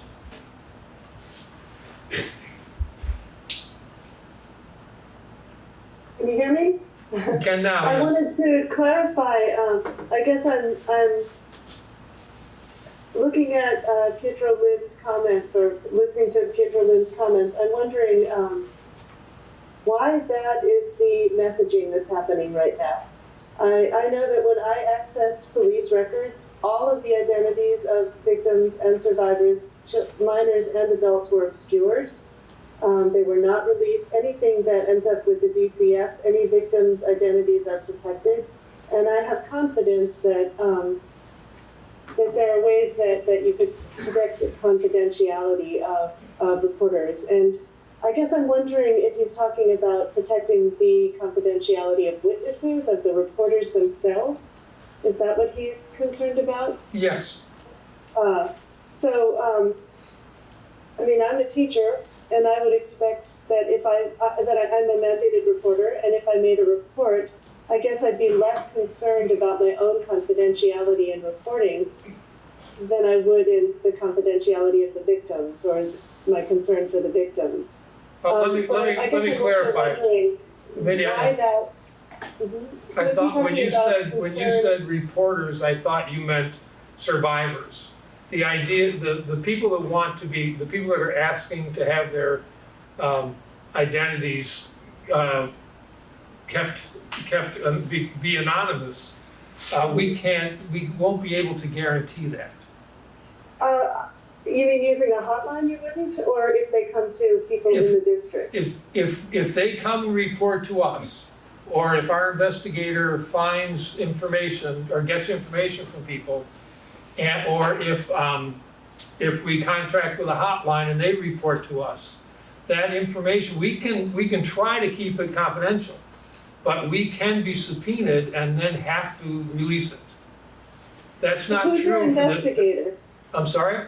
Who's your investigator? Have you identified an investigator or? Well, the investigator that we were referred to by Lisa Ray and by our attorney, who's the same person, is the person that said that, and our attorney reinforced the examples of, specifically where we could be required. So that investigator said that they might have to reveal the identities of survivors who come No, forward? the investigator would not have to. The investigator gives a report to us. And the board would decide what to do, how much to release of the report. But we can be compelled by a court to release the information in those reports if there's a civil, criminal, or Department of Children and Families case. So let's just be clear though, you'd be compelled to release them to the court or to other agencies, not to the public. True, yes. Okay, because it sounds to me like that's it sounds menacing, and it sounds like a deterrent to tell people that they can't report this confidentially, because that's not my understanding. My understanding is that you might be subpoenaed and have to release that information to a court or to another investigative body, but they're not going to be published in the newspaper just because they report to you. Yeah, that's true, yeah. It does sound, it sounds menacing to me, and it's discouraging as well to know that we can't help with that process. I think that it sounds unnecessarily threatening to anybody who wants to report, because I'm confident that I think that we need to have more legal expertise in the room, but I think that when you present it as we can't protect the confidentiality of people reporting, I think that it's important that we be clear that if you're subpoenaed, you would be required to release that information only to other legal entities that would be protecting that information as well. Yeah, that's exactly why I'm suggesting we have a more formal structure to investigate it, and that we employ an attorney to participate with us. That's exactly why. So I just want on the public record, can we say that people who come forward, their names are not going to be publicized? No. Can we say that? Their names are not going to be publicized if they come forward to report abuse? If they come forward and report it to who? You're saying that if your investigator, if people report abuse to your investigator, that the investigator might be subpoenaed, or No. that you might be subpoenaed for the information that's released, meaning you, the district. I think we just need to be clearer, because this statement, and I know that this is just notes probably based on his larger statement, but the statement currently sounds like you're telling people that you can't protect their identities if they come forward to report abuse. And I don't think that's true. Okay, well, we'll find out. Because you would only be subpoenaed to release it to other bodies that are also required to follow protocols. You wouldn't be required to release it to the press, for example. Exactly. Yep. But again, we need to be really clear and really certain about it. The information I have is as I presented it so far. That's So my I hope understanding. that we can clarify that before we make statements that might deter people. That's all. I hope that we can have somebody speak in a way that is clarifying and really makes it clear to people if their information were subpoenaed, to whom it would be released and how it would be handled at that point. Because there are people who know that. I don't know that. But there are people who know that. And I think just to make a statement up front that you're not going to be able to protect the confidentiality of their information is really deterring them. And I don't think it's helpful to say that. I think that we should get somebody in the room who can tell us exactly what would happen with any information before we just tell people that their identities aren't going to be protected. Because even releasing it to a hotline, they obviously have shared it with somebody and they're willing to share it in some limited way. So I think that, I hope that you can get some legal expertise to make a statement maybe at the next meeting and explain to people what would happen with information. But it seems like this whole process is really in the beginning stages still. Clearly. So, Kelly has a question. Thank you. David, can I just ask, if people need to take a mask break, can we leave the room? Like, the Oh, expectation is absolutely, everybody yeah. wears a mask. Yeah. Oh, Yes, yeah. so we haven't all been masked the last 15 minutes or so. And we ask all our staff and students to be masked. I'm sorry, Thank you. I didn't you're asking, can people leave the room and take a mask break? If they need to. Oh, We of just didn't course. have everyone masked in here for the last 15 minutes. So we do now. Thank you. Okay, I was not aware of that. Thank you. Kelly has a question. Kelly? Well, it's not so much a question as I wanted to kind of add in here, and I think you mentioned it earlier, David, which is that if there is a public record request, that may also play into what we have to disclose. Now, I think Mindy is absolutely right in that this is at the very early stages. It's a very complex situation. There are so many different stakeholders in this, and I, from my perspective, what I feel and what I feel like the rest of the board is saying and the administration is saying is that we are all trying to be transparent. We are trying to work together to try to move forward in this process. So I want that to be, I feel like that sincerity, I hope that's coming across. So all David's mentioning about liability and insurance and confidentiality and all these things, I see that as another piece of transparency. And David is trying, from what I see, David is trying to be clear to the public as to what we have discovered up to this point. And of course, this will likely involve many conversations with our attorney and possibly other attorneys and other professionals, experts, whatnot. So I think I'm hopeful that there are ways that people can be encouraged to come forward, because if we don't have people come forward, then this whole process is stalled, and I certainly do not want that to happen. So I would hope that the public wouldn't lose faith in the board and the process just yet. And but so we're working on it. Feels like there's different buckets here. Like one, a potential climate survey. One, reporting and supporting survivors. Two, and then three, which was the most important thing, it would be to hire an independent investigator. So I think rather than tackling all of them at the same time, it's kind of like, let's pick the most important one first. Let's hire an independent investigator who can lay out the process and provide the clarity to us of what that process would look like. That's how I'm thinking about it right now. I think that And makes, then another step may be on a, maybe this comes later, is identify a climate survey. But to do all of it at the same time feels confusing. It is confusing, no question about it. I think the important, an important clarification is that the investigator pretty clearly described that what they were going to be doing was gathering the facts and making a report. and that they could help us a little bit in terms of what we need to do, what other things we need to do, other parts of the process, but they really weren't, that wasn't what they did. They investigated. The But clinical would they investigate with recommendations for what they learned? Not necessarily, no, they just would present what they found as the facts. And we can negotiate with them as well, but the point what I'm trying to get to is that the UMass clinical psychologist I spoke to, who has a great deal of experience in this realm, he's really the place to start because he has had experience with the whole process, similar to what we're doing, not just a current climate survey, but all aspects, the historical research and all of that. And having him and the investigator and us sitting down and talking about, how do we pursue this? Because there are many, many details that our attorneys won't necessarily know because they haven't done this kind of thing. The investigator won't necessarily know because they haven't done this kind of thing, whereas this person has done this kind of thing in several states and in several school districts. New Hampshire, Massachusetts, New York, Connecticut, and Tennessee.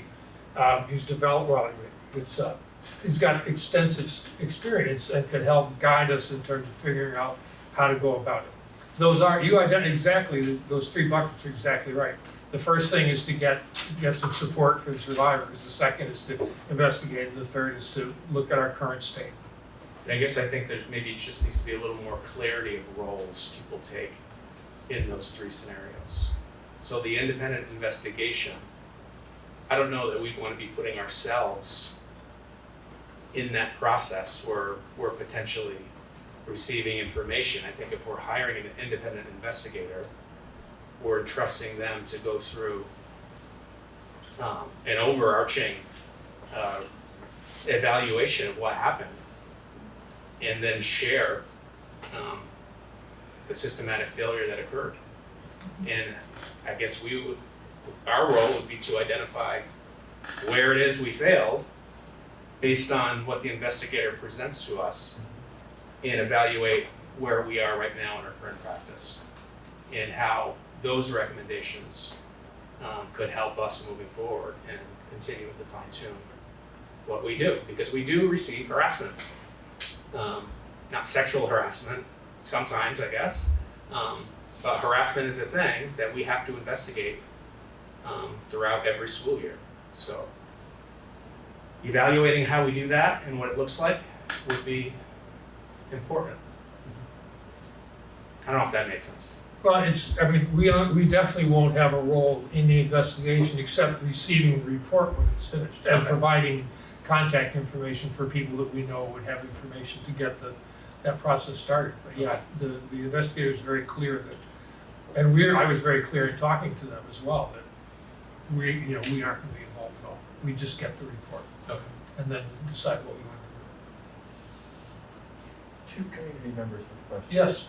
Bethany and then Robin. Bethany and then Robin? Thank you. Hi, Bethany Ranquist. First, I really wanted to just give a massive thank you to Mark Spino, because what you just said was hitting the nail on the head in all aspects. I don't have to repeat it because you said it really well.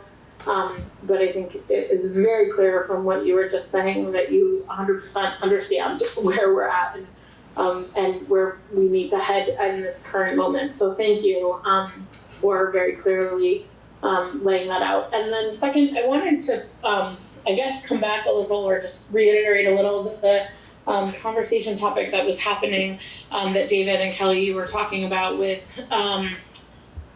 the liability and reporting and whatnot. And I think from my perspective, where it's hitting me is that if I was a survivor or impacted person who was tuning into a board meeting tonight to listen in and see what was going on with this, and I was to hear that the identities of people who are coming forward may not be able to be protected. I think if that was the only messaging I heard was the meeting tonight, I would absolutely close my mouth and walk away and say, well, forget that. I'm not going to go and say anything. And so I think I think it's very important that in all of this, the messaging really needs to be that if you don't know, then maybe it should still continue to be, we don't know the answer to this, versus we can't guarantee that we would be able to keep people's identities secret or private. Because I think Mindy raises some great points that it is possible to be done. And I also think that in every conversation that happens and in every meeting that takes place, there should be the assumption that there are people who are listening, who have been impacted by this, who might want to share their story and may be turned away from doing so if they hear something like, we can't guarantee that you would be protected in your identity. So I think that's a really important thing to just bear in mind, that at all times, paying attention to the identity and protection of the survivors that are coming forward should be a must. And I also would reinforce or, revisit the idea that I brought up last time, and I know a few other people have mentioned it, that perhaps this would be a good opportunity to look at setting up either a committee or subcommittee or task force for this issue so that it can very specifically be worked on without taking up quite as much of all of the time of all the board members the way that it has been, so it can be sort of delved into better. So thanks. And Robin?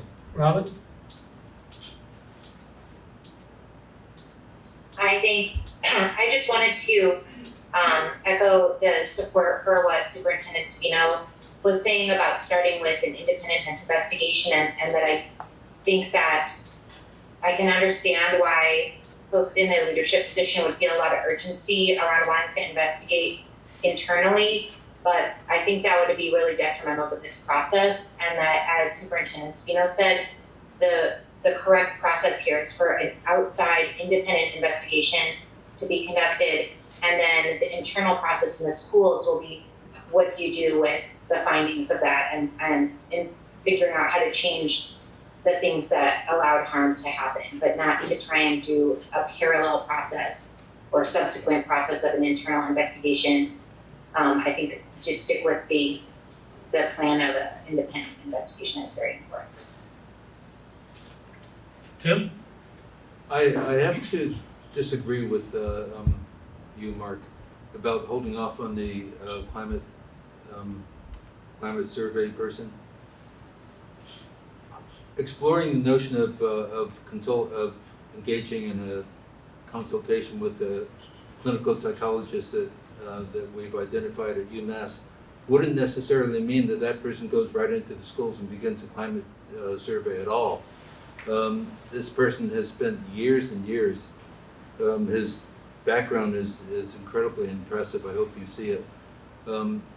He spent 8 years investigating this type of thing in various states across the country. So it's not the notion that he would just jump in and do the survey, but he would serve as a critical expert, a very important expert in how to go about the investigation, what questions to ask, what parameters, what protocol the investigator should use. He wouldn't be an advisor just to the climate survey, but he would be an advisor to the whole comprehensive process. I just think if you hire an independent investigator, you need to entrust them to go through a process.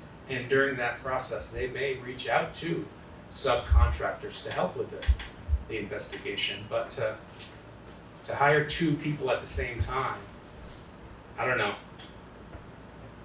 I just feel like there's a priority here, and we need to get to the bottom of what happened. And by hiring an independent investigator, we get started on that. And it's been a lengthy, close to 10 weeks since the article came out.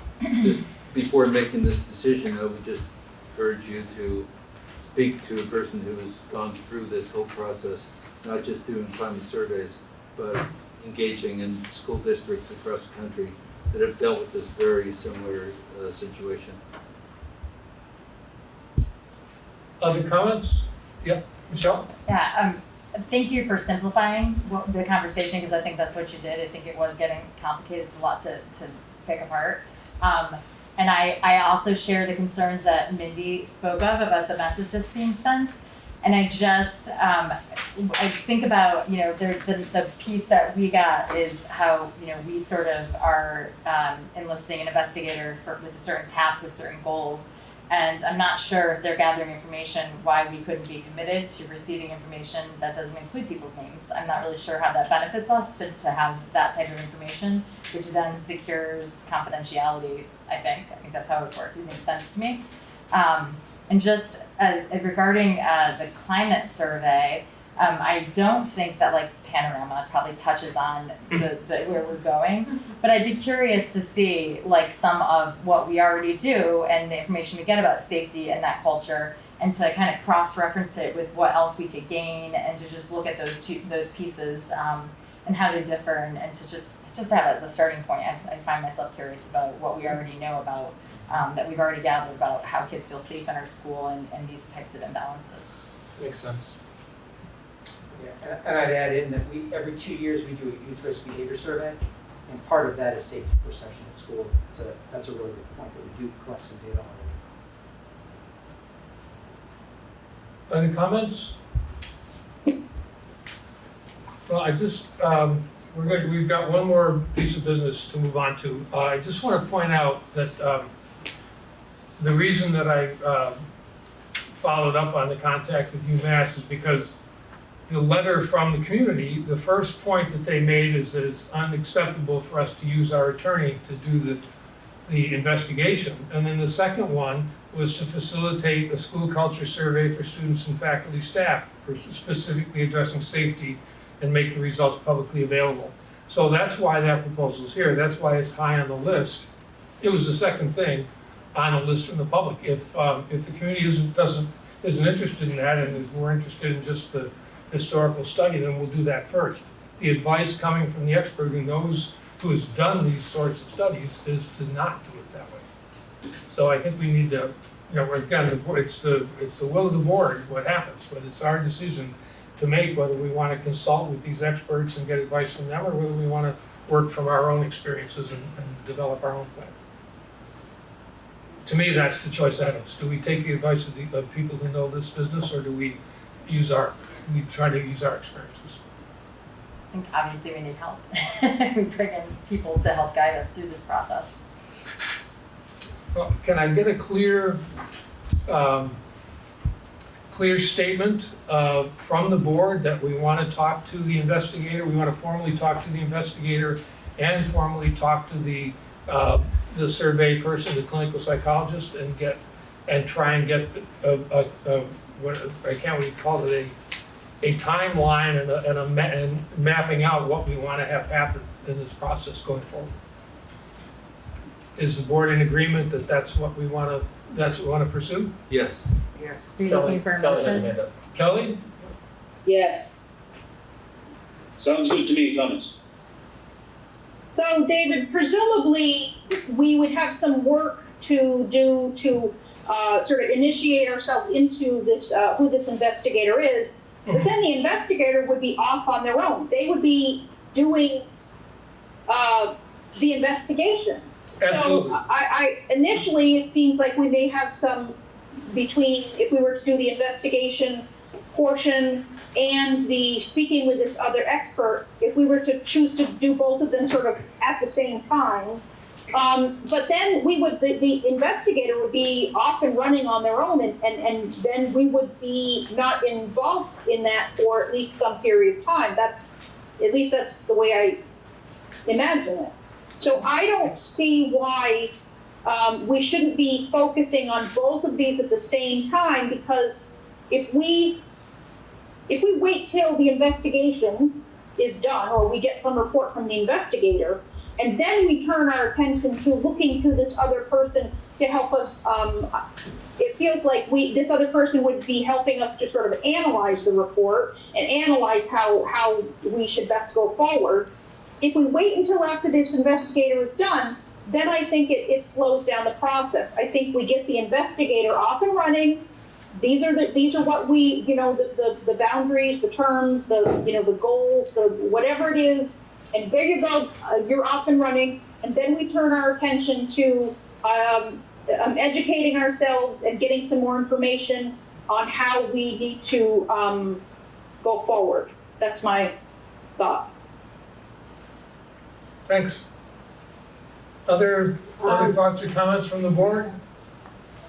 Yeah, David, I like the idea of going forward on both, but I'd also am a little concerned that students may not be aware of all the things that are grooming behaviors. And so if we're surveying for climate and kids don't really understand, let's say a freshman girl doesn't really understand why that teacher makes her feel icky, it may not show up on our survey, and that's a concern I have. A lot of our staff doesn't really know all the ways that grooming can show up. Because what I looked over the materials that we give our employees, and they were the same ones I got for little kids. And it's going to look different in a school setting, if that makes sense. Excellent. Other comments? One community member. Are you waiting for board members first? Okay. Is there another board member? No. Yeah, okay, one more comment and then we'll have to move on. Lisa. Hi, thanks. It's brief. I'm trying to remember the source. I wish I had it handy, but we did at one point encounter a piece of advice that, too many conversations prior to investigation can complicate the process of an investigation. And I guess I wonder if there's just good guidance somewhere that's already been considered, in a resource that gives advice about how to proceed about this. And I find that sometimes that's the easiest thing to do, is look for good guidance from the organizations that are doing research on these processes. Thank you. So what I'm hearing is that there's agreement that we need to be more formal in the process. We need to engage an attorney, and we want to hear from the two experts that we've been able to identify so far. So what I would suggest is that I'll send everyone an email in the morning to see who might want to be on that formal subcommittee, and then contact Mark and identify a couple of administrators that also probably would like to be with it, work with it, and identify an attorney, and then set up contact with the two, with the investigator and the researcher. Is that pretty much it? Okay, and it's on the, well, I know Wendy got it, but it's on the video too, so we're in consensus as far as moving ahead. Okay, I believe Frank and Nadav are waiting for us. There is one more hand up from Mindy? No, we have to vote. Okay. I believe Frank and Nadav are waiting to talk about the Academy project bridge, and Frank probably, or Nadav, one of them may want to be sharing the screen. They are both here and screen sharing is turned on. Great, thank you. Okay, very good. I will give a pretty brief overview of what our bidder selection committee has recommended, as you've seen in the warning, and that is to award the bid to All Season Construction. But just a little bit of background on the bid process, and then David had asked that we share how the project sort of aligns with board goals, the sustainability goals. So Nadav has a few slides to share with us. So let me give you just a very brief overview. I'm sure you recall back in June, the board voted to pre-qualify 5 firms. They were all Vermont construction firms. So that was in June, and in August, bid specifications were finalized and distributed to those 5 pre-qualified bidders. On the very end of August, on the 31st, we did an on-site walkthrough through the Academy School. and they answered questions. It did generate a few addendums, which is typical, but that resulted in a formal bid opening on September 21. We received 2 bids out of the 5 pre-qualified firms, and that was the All Seasons is the low bidder, $2,024,200, and Red Loaf was $2,260,000. And David, I think, had forwarded a summary of those bids to you earlier. It's also on the board agenda on the website if you wanted to refer to those documents. So the pre-qualification and bidder selection committee met twice to thoroughly review the bids submitted.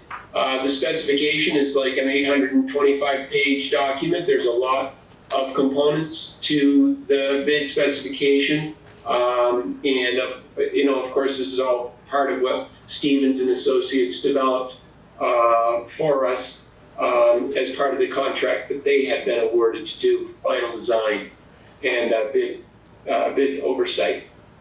So the committee found that the All Seasons construction met the bid specification and was complete. And we're very pleased that it is within our project budget. As you may recall, I've mentioned a project budget of about $2.3 million. So the $2,024,000 allows for some owner contingency, and it also allows for us to consider some additional, for example, lighting retrofits. So there's our overview. Maybe before we do the vote on the motion, if we could have Nadev give us a brief kind of a review of the board's sustainability goals and the way in which the project design really implemented those goals. Thank you, Frank. That'd be great.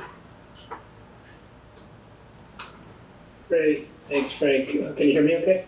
Yes. Yeah. Great. Hi, everyone. And I realize it's late. I'll keep this really brief, but I really appreciate the board's interest in following up and understanding what it is we've done in terms of sustainability on this project. It's the reason I was pulled in, and I've been excited to work with Stevens and the school and the school district on this. So this is a review. I apologize for the lack of ornamentation on these slides. It was not a lot of time to prepare it, but this is an assessment of our sustainability status on the project. This was a board mandate from when I got pulled in April of 2020. It's a lot of words. It basically comes down to this. We were to use LEED, the LEED rating system, as a guide, and we were to follow the Vermont Energy Stretch Code, which subsequently became essentially the 2020 Energy Code in terms of energy performance. So that's really the directive we had from the board in terms of a sustainability focus. What the team did to follow up on that is engage some specialty consultants to help with certain aspects. That was me on sustainability. We had a really outstanding energy guidance and also an excellent lighting designer on board, which are 2 of the most important areas, especially in terms of learning, quality of the learning environment. So we workshopped the strategies with the design team and also with the client. Some of you from the school board participated in a couple of those workshops. We prioritized the measures that would be most high impact and cost effective, and then reviewed them through specifications, and we will be reviewing submittals as they come in from the contractor as well. Now, with LEED as a guide, LEED has some mandatory measures and some optional credits in these 6 categories, coming from location transportation, sites, water, energy, materials, and indoor environmental quality. Our intent is to follow the intentions of LEED, but without incurring the cost of detailed analysis and reporting that a full LEED certification would require. So on a very large project, it makes sense to take on full LEED certification because you can amortize that analysis and reporting work on a small project like this, it just doesn't make sense. But we were clear about following the intentions. We also wanted to choose the measures out of the optional lead credits that will really help make the project better and get away from the idea of just chasing lead points, but really do the things that make sense for the project, and in particular, the things that are going to improve the learning environment. And so I'm really pleased with what we've been able to do in that regard. So just running quickly through the different categories within LEAD. The location and transportation credits are mostly predetermined based on the location of the project, but we were able to support, and the Development Review Board helped enforce this, EV charging stations support low impact transportation. And in general, the location, because it's in the village and walkable, is well aligned with LEAD's goals. In terms of the site itself, the fact that the addition is going on an area that was already paved is considered good practice in terms of not disturbing any additional habitat and reducing stormwater runoff. There will be landscaped islands in the parking area, which is helpful. Full cutoff light fixtures for outdoor lighting are going to reduce light pollution and impact on the neighborhood. And then there's some measures around construction impacts that are in the specifications for erosion control and for banning idling of construction vehicles on the job site. So those are all things that are supported by the LEAD program. Water efficiency, there's really very little water impact with this project. There's one small bathroom. And so not a huge priority, but standard low flow fixtures were installed. There's also no landscaping involved, so no watering, outdoor irrigation. But it is worth noting one of the biggest water uses in commercial buildings in particular tends to be cooling towers and chillers, which evaporate water to provide cooling. And so the heat pump, the electric heat pump solution that this project employed is an electric cooling strategy that doesn't use evaporative cooling. And so we're avoiding a potential water use with that choice. In terms of the energy and atmosphere credits, the Vermont 2020 Energy Code is already quite stringent and exceeds the LEAD baseline requirements, so we're in good shape there. The heat pump that I just talked about also supports this current trend towards using more electricity, which can be converted to renewable sources, and eliminating fossil fuels from the project. There's very little fossil fuel left in the project, and we made sure that this addition didn't add to the need for those. In fact, it reduces the need for those. So we're moving in the direction of more electrification, which is really the best strategy for moving towards avoiding greenhouse gases entirely. Refrigerants that are in the system are also not problematic from a greenhouse gas perspective. And then the project has two elements. It has the addition, and it has a big window replacement and interior renovation for one classroom. And that the window replacement is going to have a dramatic impact on improving the energy efficiency of the entire building. So part of what we discovered through the process is that the addition itself has a relatively small impact on overall energy use, and it's tiny compared to the amount of energy that we can save by upgrading the existing windows in the 14 classrooms. And so tremendous, as a result of this whole project, the energy use in the building will go down pretty significantly, and that's a good thing.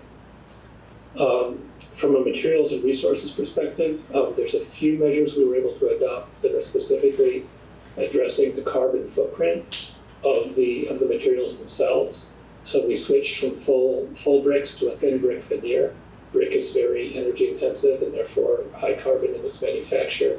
So the thin brick veneer dramatically reduces the carbon footprint of that, using wood studs instead of metal studs, and the particular drywall that we've specified. And we're going to be working with the contractor to make sure there's not a big cost impact here.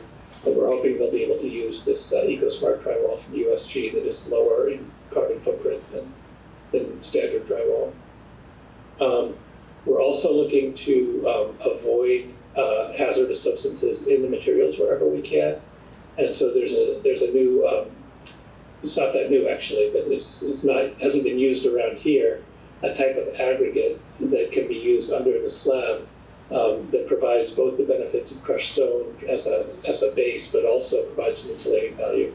So it saves us from having to put polystyrene foam in there. And polystyrene foam comes with toxic flame retardants, it comes with blowing agents.